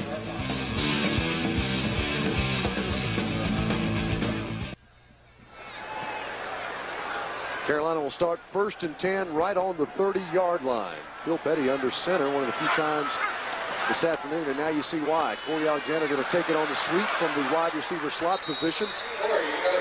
Pick up 7 yards on the play. Carolina been balanced so far, 140 yards rushing, 112 yards passing on the afternoon and evening. Travis Berger on the stop from a safety position. Well, I thought to win this game, Todd, that the Gamecocks had to be very consistent on offense. We knew that Boise State, with their offensive power, could move the football, and that could cause problems, but the offense has been pretty crisp, I'll say, thus far tonight. 2nd down and 4. Now they fake the reverse, try to give it to Andrew Pennick up the middle, but there's way too much penetration that time by Carolina. Jeff Barnes, a couple backups in at their positions along the offensive line. And Skip Holtz, change for him. Got down on the sideline this year. Started doing that late in the year. He calls the plays for Lou Holtz, and surprisingly, folks, he's not very often he's overruled by his father. Carolina now on 3rd and about 4. Phil Petty, plenty of time, dumps it again to Derek Watson. They used it in the first half for about a 20-yard gain, and it does what it needs to on this play. 1st down, Carolina. That's a tough play to stop, Todd, on 3rd down when you're in spread formation. You know, you get Derek Watson isolated on the linebacker, and most of the time he's going to win that battle, and all he does is sits there in protection, waits, and then just sneaks out. And you dump the ball to him, and when it's 4 yards for a 1st down, not much. So great job there by Derek Watson and Phil Petty. As you well know, linebackers are in such a bind because they need to drop back under the deeper routes. Yes. 1st and 10 for Carolina. On a steady drive, but not much emotion to it. No big gains. Bill's going to run. He thought it was, I think that's a busted play. Well, either Derek went the wrong way or something went wrong there. I know that wasn't designed. Well, I think Phil Petty thought he was going to toss it. Skip Holtz looks it over. I mean, he's even confused. You see the fries? Like, what was that? Well, we're not worried. We'll just line up and call the next one. Skip only about 4 yards onto the field. That's fairly conservative for him. Sometimes those guys can holler out the plays better than they can signal them in. There's your total yardage on the evening. 2nd down and 8. Just a 3-man rush by Boise State. Goes to the outside, and it's caught on a dangerous play where Julius Brown was closing quickly, but not before Brian Scott could make his 2nd catch of the afternoon. 5 yards on the play.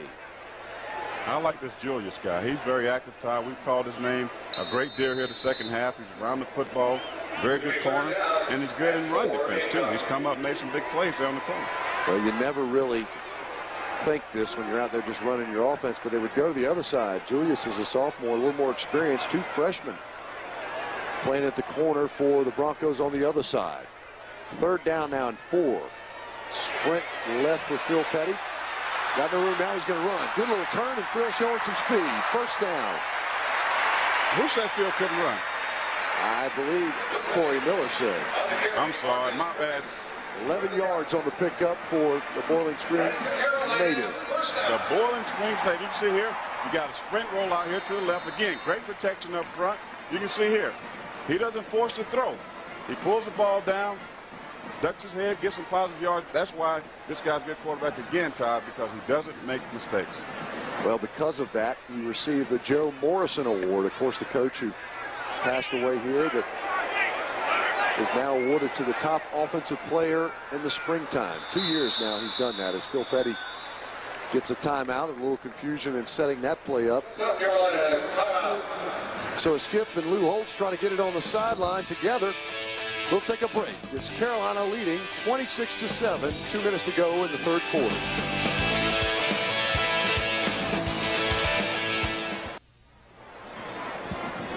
This Saturday, we've got a full day of college football on CSS. At noon Eastern, Division I AA powerhouse Georgia Southern hosts Delaware.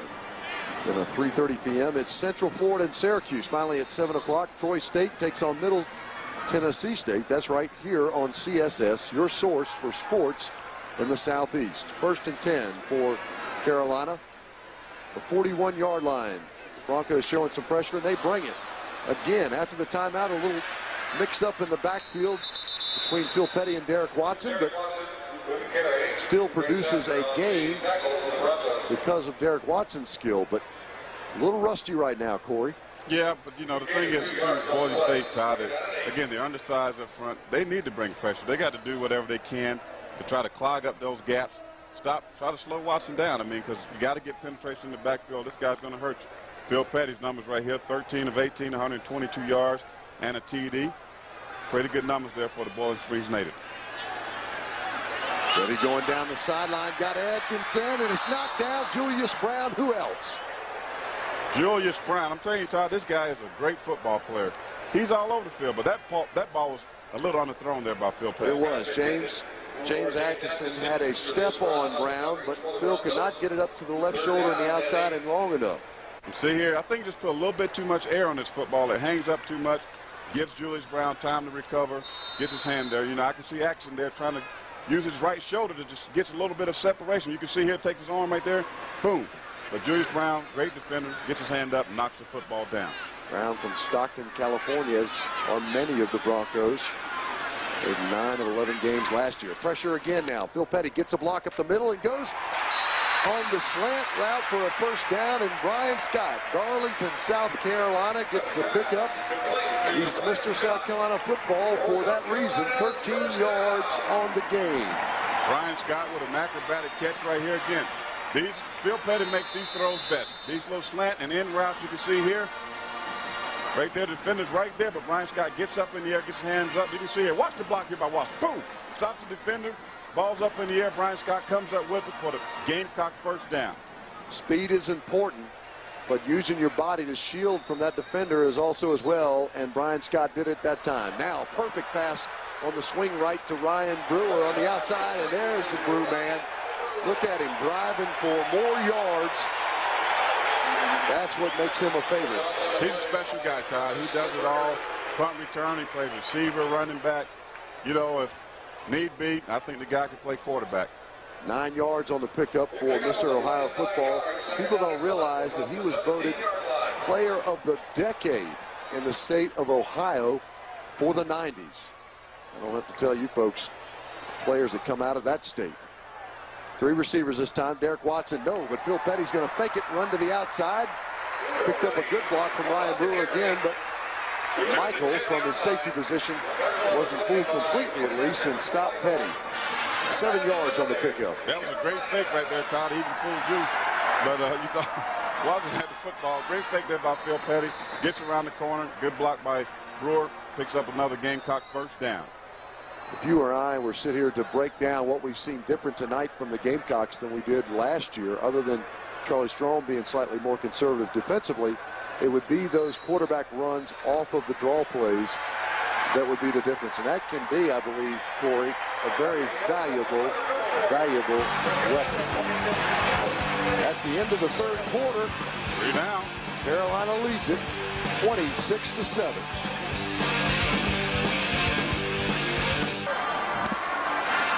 It's the fourth quarter, start of it at Williams-Brice Stadium on the season opener as Carolina leads 26-7.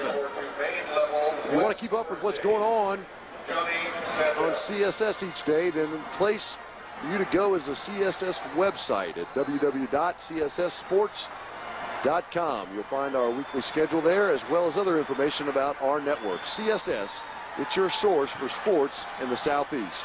You said it, brother. CSS is where you want to be.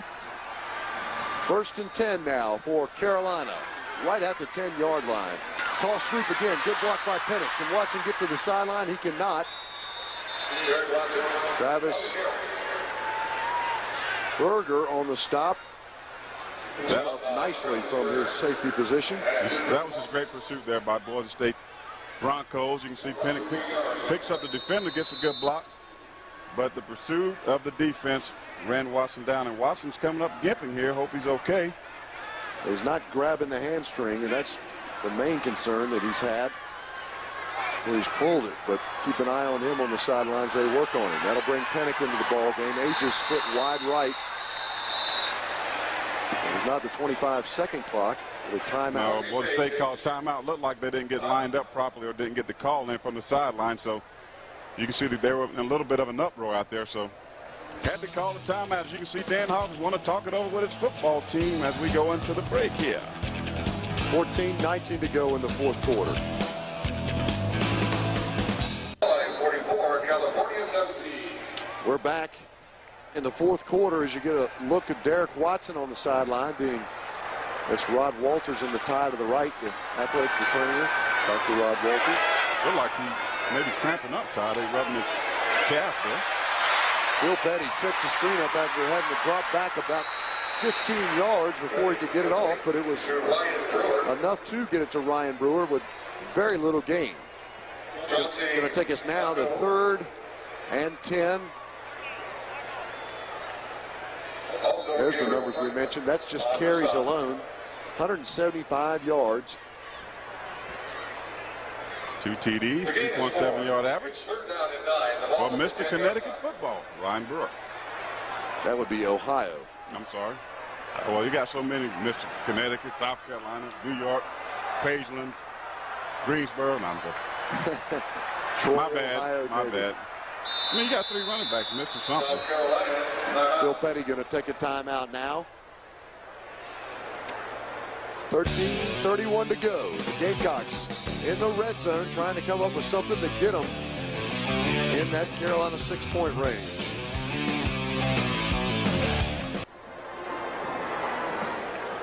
Second half time of possession. This ball game, USC 14 minutes and 30 seconds. Just 2 minutes for the Broncos. It'll be 3rd down now and 10. On the 10-yard line, they'll have 3 receivers to the left side. Phil Petty going to look, throw the fade route to the right side. Brian Scott there.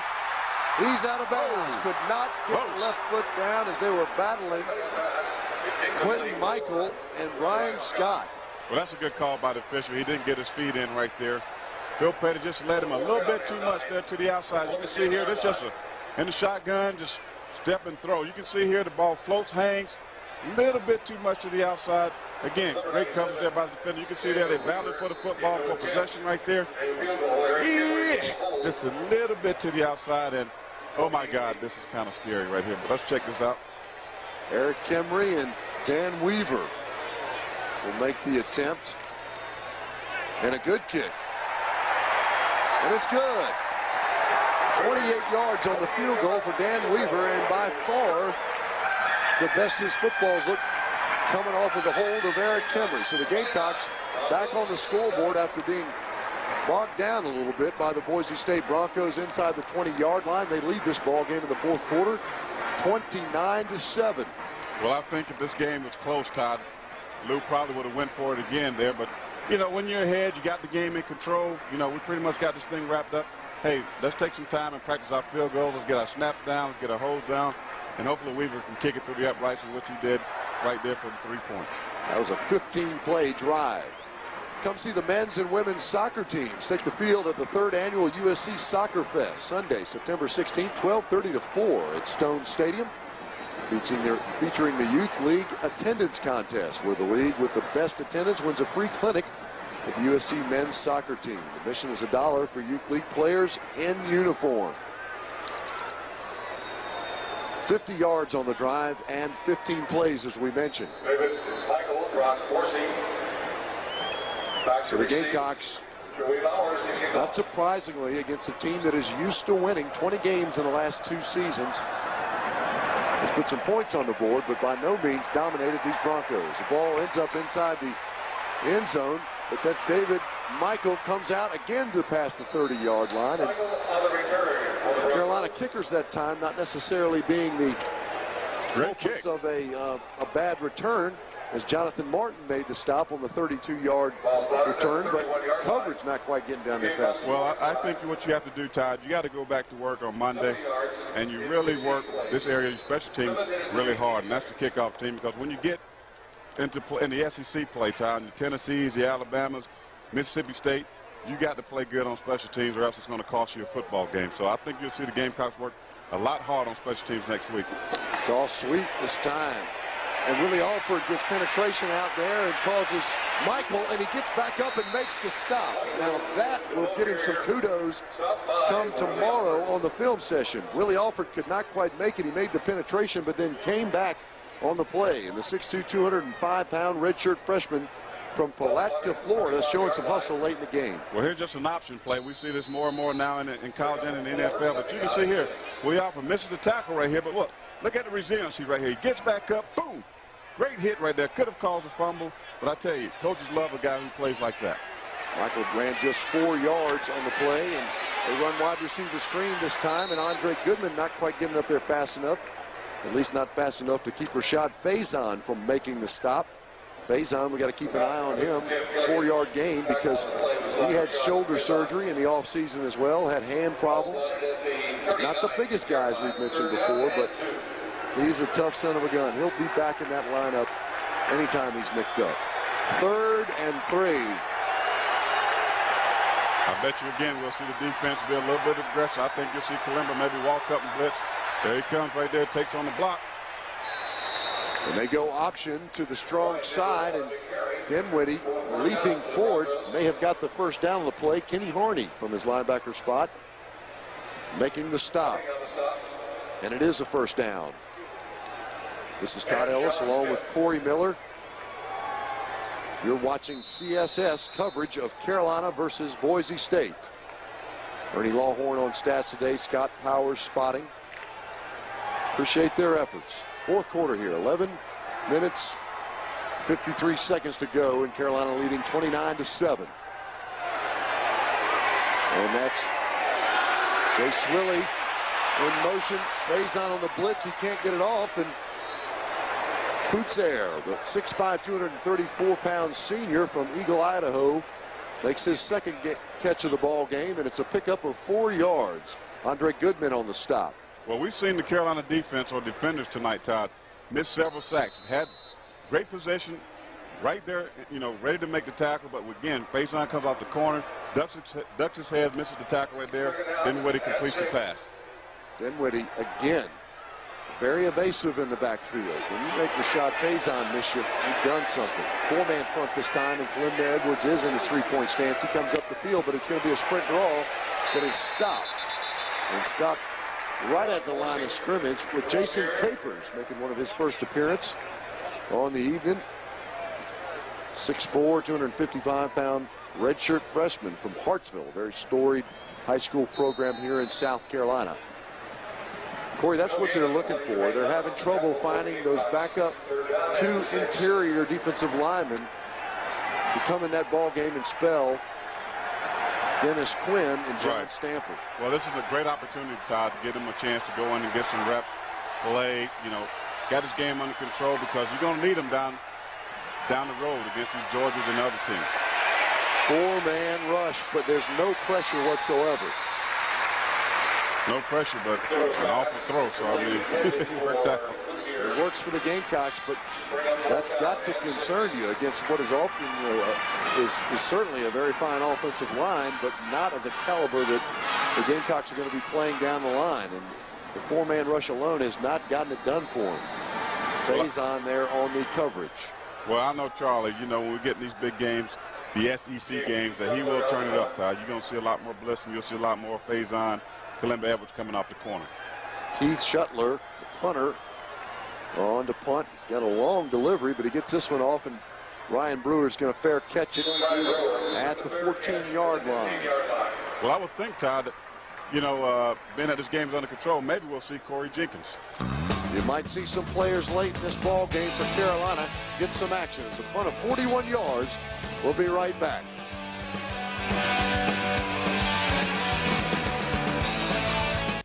Your cap, your way, Discware.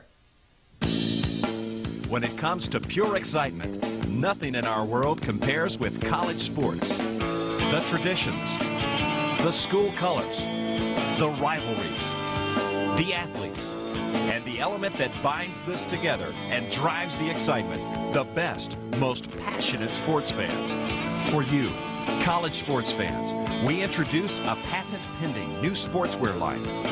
It's called Discwear Collection. Let's show you how you build a cap with Discwear. Step 1, start with the cap. Step 2, pick a disc. This is the heart of Discwear, richly colored, embossed logo medallions of your team's symbols. Each of these discs fit into the cap face in a snap. And step 3, pick the strap you want to wear, and slipping the strap in is a breeze. The logo strap gives you the clean look like a fitted cap. And when you're ready for a new look, just change out the disc and strap. You choose it, you change it. That's Discwear. This exclusive Discwear offer gives you your team cap, 3 unique logo discs, and 2 logo embroidered straps. This Discwear set is only $19.99. And will include free with each order 3 disc links that allow you to connect your disc for display and storage. Mark it on your calendar. Discwear will be a #1 sports product for years to come.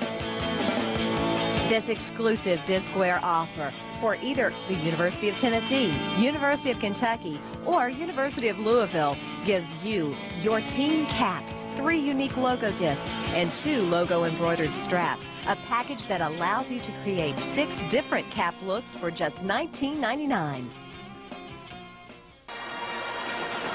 Carolina goes right to the line of scrimmage. They try to run the shuffle pass, and it's not going to be executed as Boise State played it well, shutting down Derek Watson in the backfield. And that's the good news, folks. He is back in the ball game, along with a couple of new receivers, Chavez Donnings, Rod Wilson as well. Again, this is a great opportunity to get players in the game, Todd, get some experience, in front of a big crowd. I would think, eventually you're going to see Watson and maybe Phil Petty come out the game, maybe Corey Jenkins, give Andrew Pinnock some more reps in there, but not this drive. Matthew Thomas, a freshman wide receiver, has made a big impact also in the ball game now. Petty, after a 1-yard loss, going to hand it off. Derek Watson looks good, spins out of 1 tackle. Can't get away from the Boise State defender. Kind of gets him up around the shoulder pads, but Derek certainly didn't look like he was having any leg problems on that play. 9:45 to go after Mike Phillips, the defensive end, made the stop on Derek. A few seniors on the Boise State program. Well, talking about their defense, Todd, these guys lost a lot of starters last year, and And we knew coming in this football game they would struggle because they got a lot of young football players on this team. So, you know, they're learning, and this is a tough offense to go up against. Tony Altieri, who played last year a great deal, was the most tackles returning, just 30. Bill Petty now on 3rd and 7. Little time, now he's under pressure, now he's flushed out. Now he's going to throw it, got a man open, Corey Alexander. Oh! Past the 50-yard line, look at him run. He cuts back and give credit to Clinton Michael. Oh, my goodness. Let him get behind him, but yet Corey Alexander is brought down after the nice catch. A 67-yard completion for Carolina and Corey Alexander. Look at the great patience by Phil Petty. You can see here in the shotgun, he gets some pressure. You can see here, looks to his left, nobody. Boom, he steps up, knocks off a tackle, a second tackle. Look, he holds on, close the ball, perfect pass. The monkey's on my back, but anyway, Kyle, it's a great play. 67-yard game right there. Beautiful by the Gamecock. Corey Alexander coming up big, and that's what they're looking for from him. Bill Petty goes back to work, and he goes to Derek Watson, who slides on the inside on the draw play with a gain of about 3 yards. Again, look at here. Look at it. Good protection up front for the most part. Looks to the left again. He doesn't see nobody. He starts to run, but look, he flags to the receiver to go deep, floats the ball out there to Corey Alexander, catches the ball, almost gets in the end zone, but good pursuit there by Boise State, stops him from scoring. To Corey's credit, I believe he slowed down because Julius Brown had the angle on him, not because he was just getting caught. Boy, that good monkey on your back. It is kind of warm out there. Bill Petty with the play down the line. He's going to bring Gauze in motion in now, and they hand it off to him, but there'll be none of that as Rod Wilson, apparently in the slot position, missed his block. It looked like Avalos or Avalos, I can't pronounce his name, but he makes a stop. Great play there in the backfield. You can see Skip talking to Lou, trying to explain what happened. Petty is now 17 of 24 on the evening, 212 yards and 1 TD. As usual, a journeyman-like effort from Phil Petty. And let's not forget, folks, Phil Petty has thrown for more than 3,700 yards in his career and 8 TDs. Getting up there with numbers. Sprint this time, sprint right. Got a man in the flat, and he gets it to him. Gauze was on the sideline. And there's Matthews, young freshman receiver making an impact. Matthew Thomas, wide receiver, 6'1", 180, from Pearson, Georgia. What I saw in training camp, ran some of the best routes around. 8 yards on the play, but it brings up a 4th down. And that'll be Dan Weaver again, who struck gold on a 28-yard field goal last time. This will be 1 yard more on the hold of Eric Kemry. And it's good. Perfect. Hey, 2 in a row. So after struggling in the kicking game a little early on, Dan Weaver may be getting a rhythm. And Phil Petty got some very solid numbers on that drive. He just couldn't convert on a 3rd down play, but a lot of players starting to play and get experience for Carolina. Well, you got to be happy for Phil, Todd. He's really shown some consistency in the game tonight, making some great plays on the run with some pressure in his face. He's been poised. He's made even some great runs with his legs. So I think in the game opener, he's done a great job. As we see Cocky running around the end zone with the flag, saying, "What's up, what's up?" Yeah, you know, Cocky is the man. Little cutie Gamecocks right there. Oh, how sweet. But my man, your helmet's a little big there. I think you need to downsize. He's always ready for it. Boise only 178 yards offense, 7 points. So the Gamecock defense, despite playing relatively conservative, has held down the Broncos, who have averaged more than 496 yards prior to this season. Well, hats off to Charlie. I mean, you know, he's a very smart coordinator, Todd, and he really game plans very well. And I think he's done an outstanding job, even though, you know, we said he wasn't aggressive tonight. But, again, they've only given up 7 points. That's not too shabby. Bottom line's the bottom line. You're absolutely right. Boise State being one of the 7 teams Carolina will face, played in the bowl season last year. There's your scoring drive. 7 plays, 75 yards. Took 4:05 off of the clock before Dan Weaver put it between the field goals. Joey Bowers is back on to the kickoff duties. And this one's higher and deeper. Seems to have relaxed out there, taken on the 1-yard line by Michael.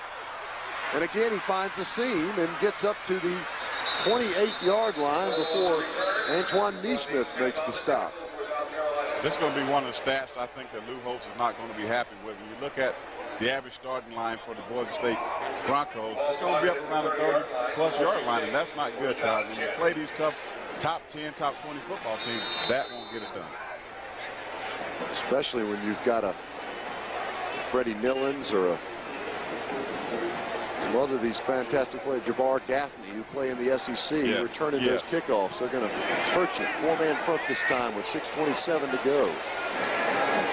And they go I formation. It'll be sprint draw action. Dinwiddie trying to direct somebody. Now he better get rid of it. He does so, and it's actually caught on the sideline and a completion. I don't know about that one. That's Tim Gilligan, 5'8", 164-pound wide receiver who had the nice punt return before. Let's take a look at this. Look at Dinwiddie, floats it out there. Now watch the feet. Watch the feet, does he? Oh, it's a great catch. He got a foot down, look like. I got to give him the benefit of the doubt. That's a great catch. Even those wide receivers are no tapping this evening. So it brings up a first down for Boise State. They run the end around. They got some blockers out there, but Willie Alford checked that. Jonathan Martin turns it back in, but not in time before another first down is picked up by the Broncos. Well, that end around, Todd, is not going to get it done right now.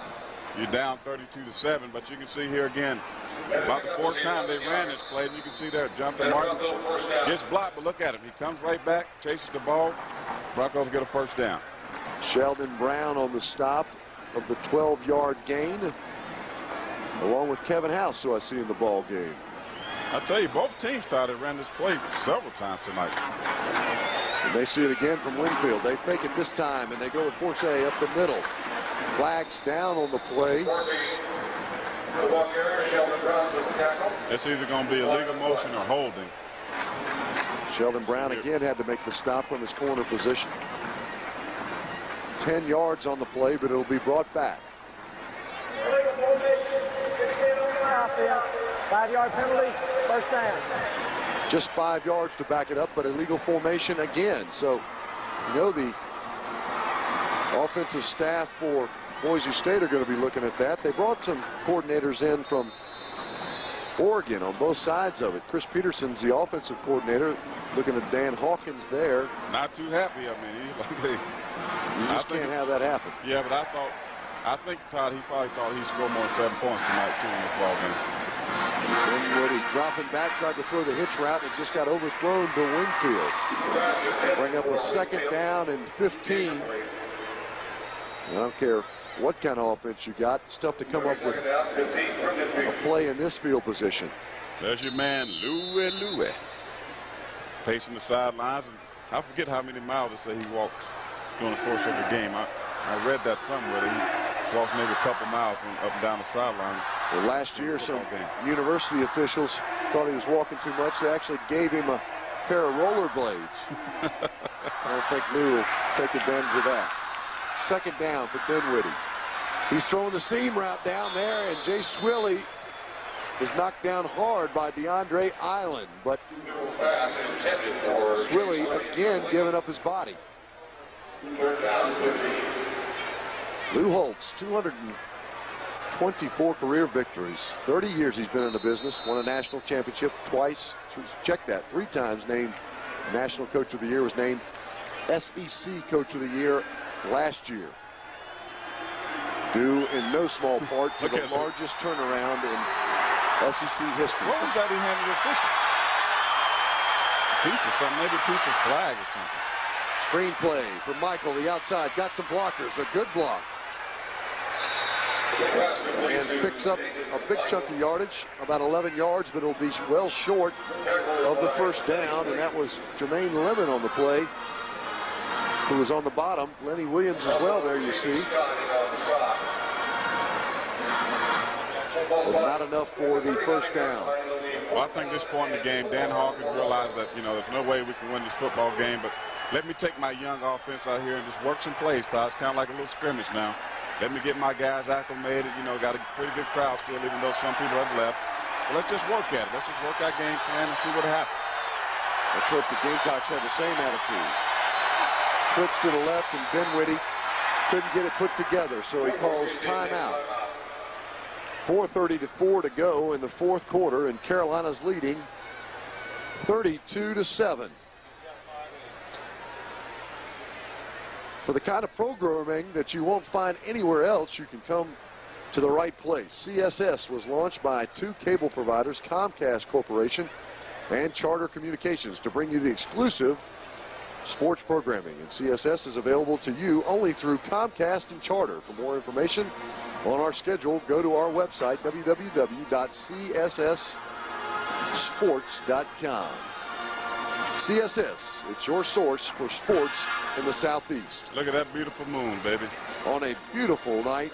Beautiful Saturday night, Todd. And we start off this season, had some time off.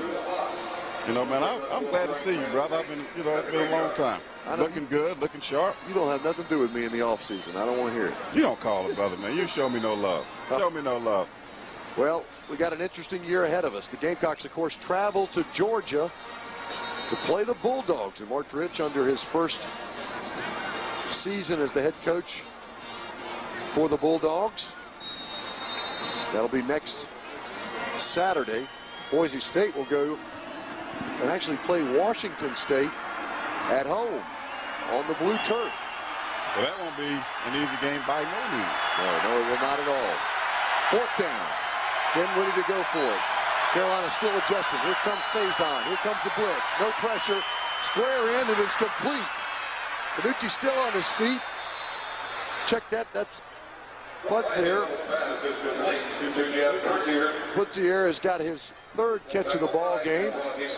25-yard pickup on the play. Well, this is when we've seen Carolina blitz on third and long. You can see Dinwiddie standing strong in the pocket, completes the pass on a little skinny post right there. Safety was late getting to the football, and as a result, completed pass for Dinwiddie and a Bronco first down. Definitely threatened at this point. They go wide receiver screen, and a host of Gamecocks getting out there this time. Good pursuit by them. Lou Holtz by no means, at least at this point, pulling out some of these reserve players in order to stop the Boise State threat. Kevin House, who made the stop on Putzier the play before, in on that one, a 4-yard pickup. But Putzier been playing a little bit of tight end, Todd. I was reading in their program that they lost their all-conference tight end. They've had an all-conference tight end the last couple of years, and Putzier been going from the receiver position and playing some tight end because they needed a threat there as well. Showing pressure again, and they come with it, but none as Dinwiddie goes to the outside and complete again on the play. That's Tim Gilligan again. And I am continuing to be impressed by Dinwiddie. Despite the fact that pressure has come up the middle at times, he's able to get the play off, stand in there, and get the 6-yard gain on that one. Well, I think by the time Dinwiddie's career is over, we'll see this guy's name all over the country because he's big, he's got a strong arm. You can see here 17 of 30, 160 yards. No touchdown, one interception there, but pretty impressive, Ty. His poise in the pocket, standing there taking some hits, delivering the football. For a young guy in this type of atmosphere, I would say he played pretty well tonight. They came from Elk Grove High School in Sacramento, California. And all he does is wins. He said this week to the press that he pictured all summer long that this team would beat the Gamecocks. Well, he may be short of that, but he's threatening to score again. Just several inches here on third down. Need to go back to prophetic school. Isolation, Forte again. First down. We've seen tonight as the Gamecock starters come back in there. Langston Moore, John Stanford, Kenny Harney, Rod Thomas, Dennis Quinn. There has been some vulnerable spots up the middle for the Gamecocks. Well, now it's about, hey, we're not going to give up 6 points. Charlie's like, I got to put my guys back in there. let us get some goal line work because we may see some of this down the road. So you put your starters back in there in this type of situation and see what they can do in first and goal. Two tights, motion by the fullback, and they're going to go slide play to the outside. That is not nearly as effective as they've been going up the middle. Antoine Neesmith on the stop for Carolina. Neesmith, of course, missed 5 games last year because of his knee injury, which brought DeAndre Island into the mix. He's from Walterboro, South Carolina. Plays, of course, fullback and tailback. Timeout now here at Williams-Brice Stadium. Boise State going to look deep into the playbook to find out something to come up with here on a 2nd down and 5 with less than 3 minutes to go. We sure would like to hear from you. We've always welcomed your questions and comments at CSS, and the best way to get your message to us is through email. Write to us at css@cable.comcast.com.css. Check that again. css@cable.comcast.com. CSS, it's your source for sports in the Southeast. I think there's too many like CSS and cable, you know, just kind of gets you confused there. Well, it's no CoreyMiller.com, but it's cmiller.com. cmiller.com. cmiller.com, holler to play anytime if you want to be a player. You know what I mean? Actually, no, I don't. No. Too much for you, I'm sorry. BSU out of timeouts. Out of timeouts and pretty much out of time. But let's see here what they drew up in the dirt on the sideline of the timeout. Crowd getting up for this one. They spread it out, go backside, touchdown. Oh, man, what a pretty play. Great play there. Very well executed. Kevin Lozma, tight end, 6'4", 250, came back from across the formation on that play and was right dead middle and didn't win his eyes. So what set this play up, Todd? Here's the play action. You can see the crossing route. Now look, Kenny Harney. He steps up, and that's exactly where Kenny Harney's supposed to be, right underneath that tight end right there. But he got himself consumed with that crossing route. He stepped up, allowed the passing lane right there to the big tight end for the touchdown. Too much time again, too. 5-yard TD pass. That was 11-play drive, and they went 70 yards. And they're going for 2. Wingfield in motion. And they go reverse. Got some corner. And it's stopped. Kenny Harney and Rod Thomas, along with Antoine Neesmith, get to the corner for Carolina in time to stop Wingfield. Well, I'm sorry, Todd, but Kenny Harney said, hey, you got the touchdown on me, but I tell you what, I'm not going to make 2 mistakes right here in a row. As we can see again, for the 100th time to end the round, you see great blocking, but look at the pursuit right here. Boom, Kenny Harney and a host of other Gamecocks comes in and makes a stop. Kenny from Allendale, South Carolina, fractured his fibula, as we mentioned, in the Mississippi State game, missed 4 games, and in that offseason shoulder surgery. Still had 45 total tackles, including 8 tackles for a loss. Going to take another look here at the replay. You can see here of the touchdown. You can see the play action fake. Got plenty of time. But what you can't see here, folks, is when you do this, Todd, they run that crossing route, and that crossing route is designed to make your inside linebacker step up. And what happens is when you always see that crossing route, you know there's a guy coming behind you, and that's what happened right there. Kenny Harney got sucked up on the crossing route trying to hit the guy, and they snuck the ball in right behind him. The half roll by the quarterback, where it looks like he's going to sprint out and then throws back across the middle, is difficult to defend. And you're right, Corey. The routes they were running pulled the people out of that area. It's always tough because you want to get up and get a good smack on, you know, that receiver running across the briar patch. Good hands team in for Carolina as Boise State would likely set up the onside kick. They bunch 4 on one side and 5 on the other, and a good kick by Boise State, but his fallen on by Gamecock players as a little scuffle breaks out across the field. And you get your good dance team out there just for that. It actually bounced off the Carolina player and went down on the ground before they were able to hold on to it. But they will do so and take over at the Boise State 45-yard line.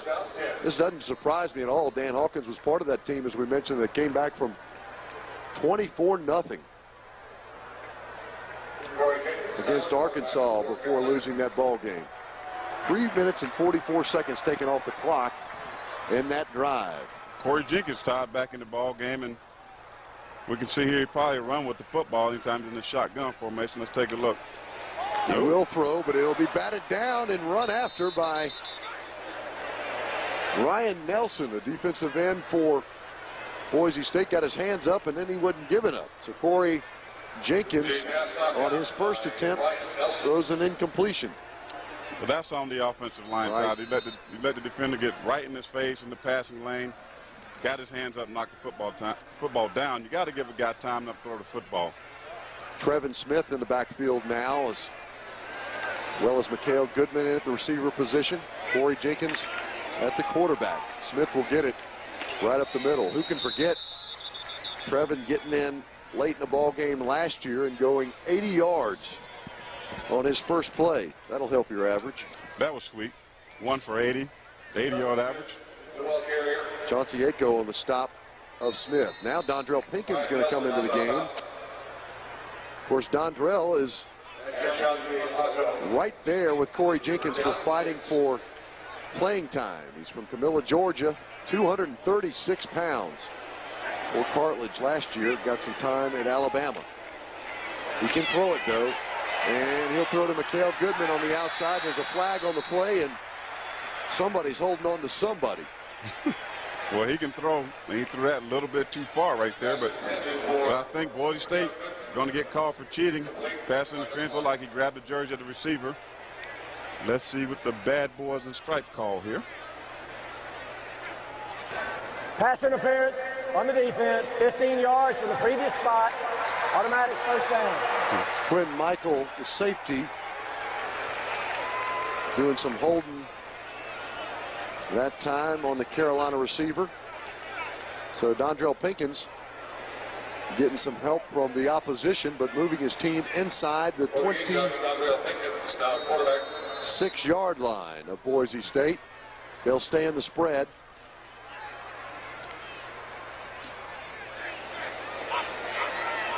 They're checking off right here, so moves back to the left. Let's see what's going on. That back being Gonzi Gray, and now for Carolina. And he won't take it, but Dondrell Pinkins will. Tripped up a little at the sideline at the line of scrimmage. Picks up 4 yards on the play. Dondrell Pinkins, as we mentioned, played last year in the Alabama game, but was unsuccessful as he put the ball down on the ground. Now Corey Jenkins back into the ball game. Well, Lou has said he would never get caught again going down to an Alabama and or Mississippi State without an experienced backup quarterback, and that's why you're seeing these guys getting some reps. Now he's bringing in plays with quarterbacks. Look at Jenkins go, but he's shut down immediately. C.J. Fry in the center position and Shane Hall playing guard, but they couldn't get their heads across the quick Greg Sasser who made the stop, and Nelson as well with Boise State. I believe that's one play they're going to work on, although it's effective at times today with Phil Petty. Right. They're not getting the yardage they want out of that. You take a Woody Dantzler at Clemson. You take some of the guys that play in the spread offense. You need more from your quarterback than what the Gamecocks have gotten tonight. Gonzi Gray still in there. Chavez Downing's on split to the wide side. And they run option to the short side of the field, and Jenkins cannot get anywhere. Well, you got a lot of backups in the game now, and then you got some backup linemen in there and backup back. And Corey probably should have pitched that football right there, but I think he just wanted to run and make something happen, try to impress Coach Holtz, and, you know, because you made a mistake, you made the fumble early in the ball game, and, you know, right there was a bad decision on Corey's part. When he was in junior college, he rushed for 810 yards and 10 TDs. For the Broncos, 7 seconds to go. Pretty impressive by Dinwiddie, and, you know, came up against a tough Gamecock football team, Todd, and, you know, they're young, and I'm sure they have the opportunity to get some wins later on this season. Well, our final score at Williams-Brice Stadium for the season opener, Carolina 32, Boise State 13. And it's pretty typical first game from all standpoints. Some outstanding play some sloppy play, and bottom line is Carolina's 1-0 on the season as they try to follow up that 8-4 magical season last year. Well, anytime your first game, Ty, you know you're going to be a little rusty.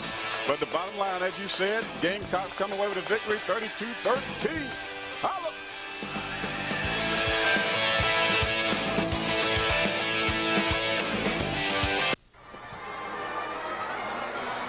Our final score from Williams-Brice Stadium, Carolina 32, Boise State 13. As we mentioned, Corey, pretty typical first game for these two programs as we look at our final statistics. Well, you look at the stats, Todd. I mean, it was a pretty good football game. You can see BSU 13 first down, Carolina 20. Rushing yards, big difference, 172 yards to 91. And the passing yards, 220 to 162. You know, I think the Gamecocks did a great job of controlling the football, moving it down the field, get some scores, keeping Boise State off balance with the screens, the end and the rounds. Derek Watson had a great game running the football and as well catching the football. So you get what you want, Todd. You got a victory the first game. You know, the defense played well. And a big turning point was at the end of the first half because Boise State was in the football game until this point. You come in here, you get attempting the field goal at the end of the half. Langston Moore gets the block. Rashad Faison picks it up. You can see it scoots down the field for 82-yard return for a touchdown, the longest return of blocked field goals in the history of the University of South Carolina. That, to me, Ty, was a turning point of the football game. You come in the second half, Carolina offense dominates. The time of possession was such a huge difference. Boise State had not a chance to get back into this football game. Carolina with 392 total yards, and Boise held to 250. And Phil Petty with an outstanding night of 18 for 25 and 1 TD. A big game next week, the Georgia Bulldogs, and it's always interesting down in Sanford Stadium. Your final thoughts on whether Carolina progressed as they wanted to tonight? Well, they progressed for one reason, Todd. They got the victory. But now they go on the road, and I think to get to the point where they want to be, that's be one of the top contenders in the nation, they got to go to places like Georgia, to Mississippi State, and win football games.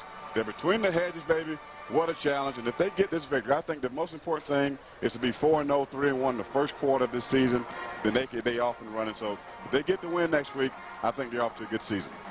It's always tough to get a victory down at Sanford Stadium, and it'll take a better effort than tonight to do so. The final from Williams-Brice Stadium, Carolina 32, Boise State 13. This is Todd Ellis along with Corey Miller. Peace. Been watching CSS coverage of Carolina versus Boise State. Don't forget, check us out 8 p.m. next Wednesday night as we'll have the Gamecocks and the Bulldogs. As we say from here, Gamecock Stadium, big. We out it. Good night, everybody.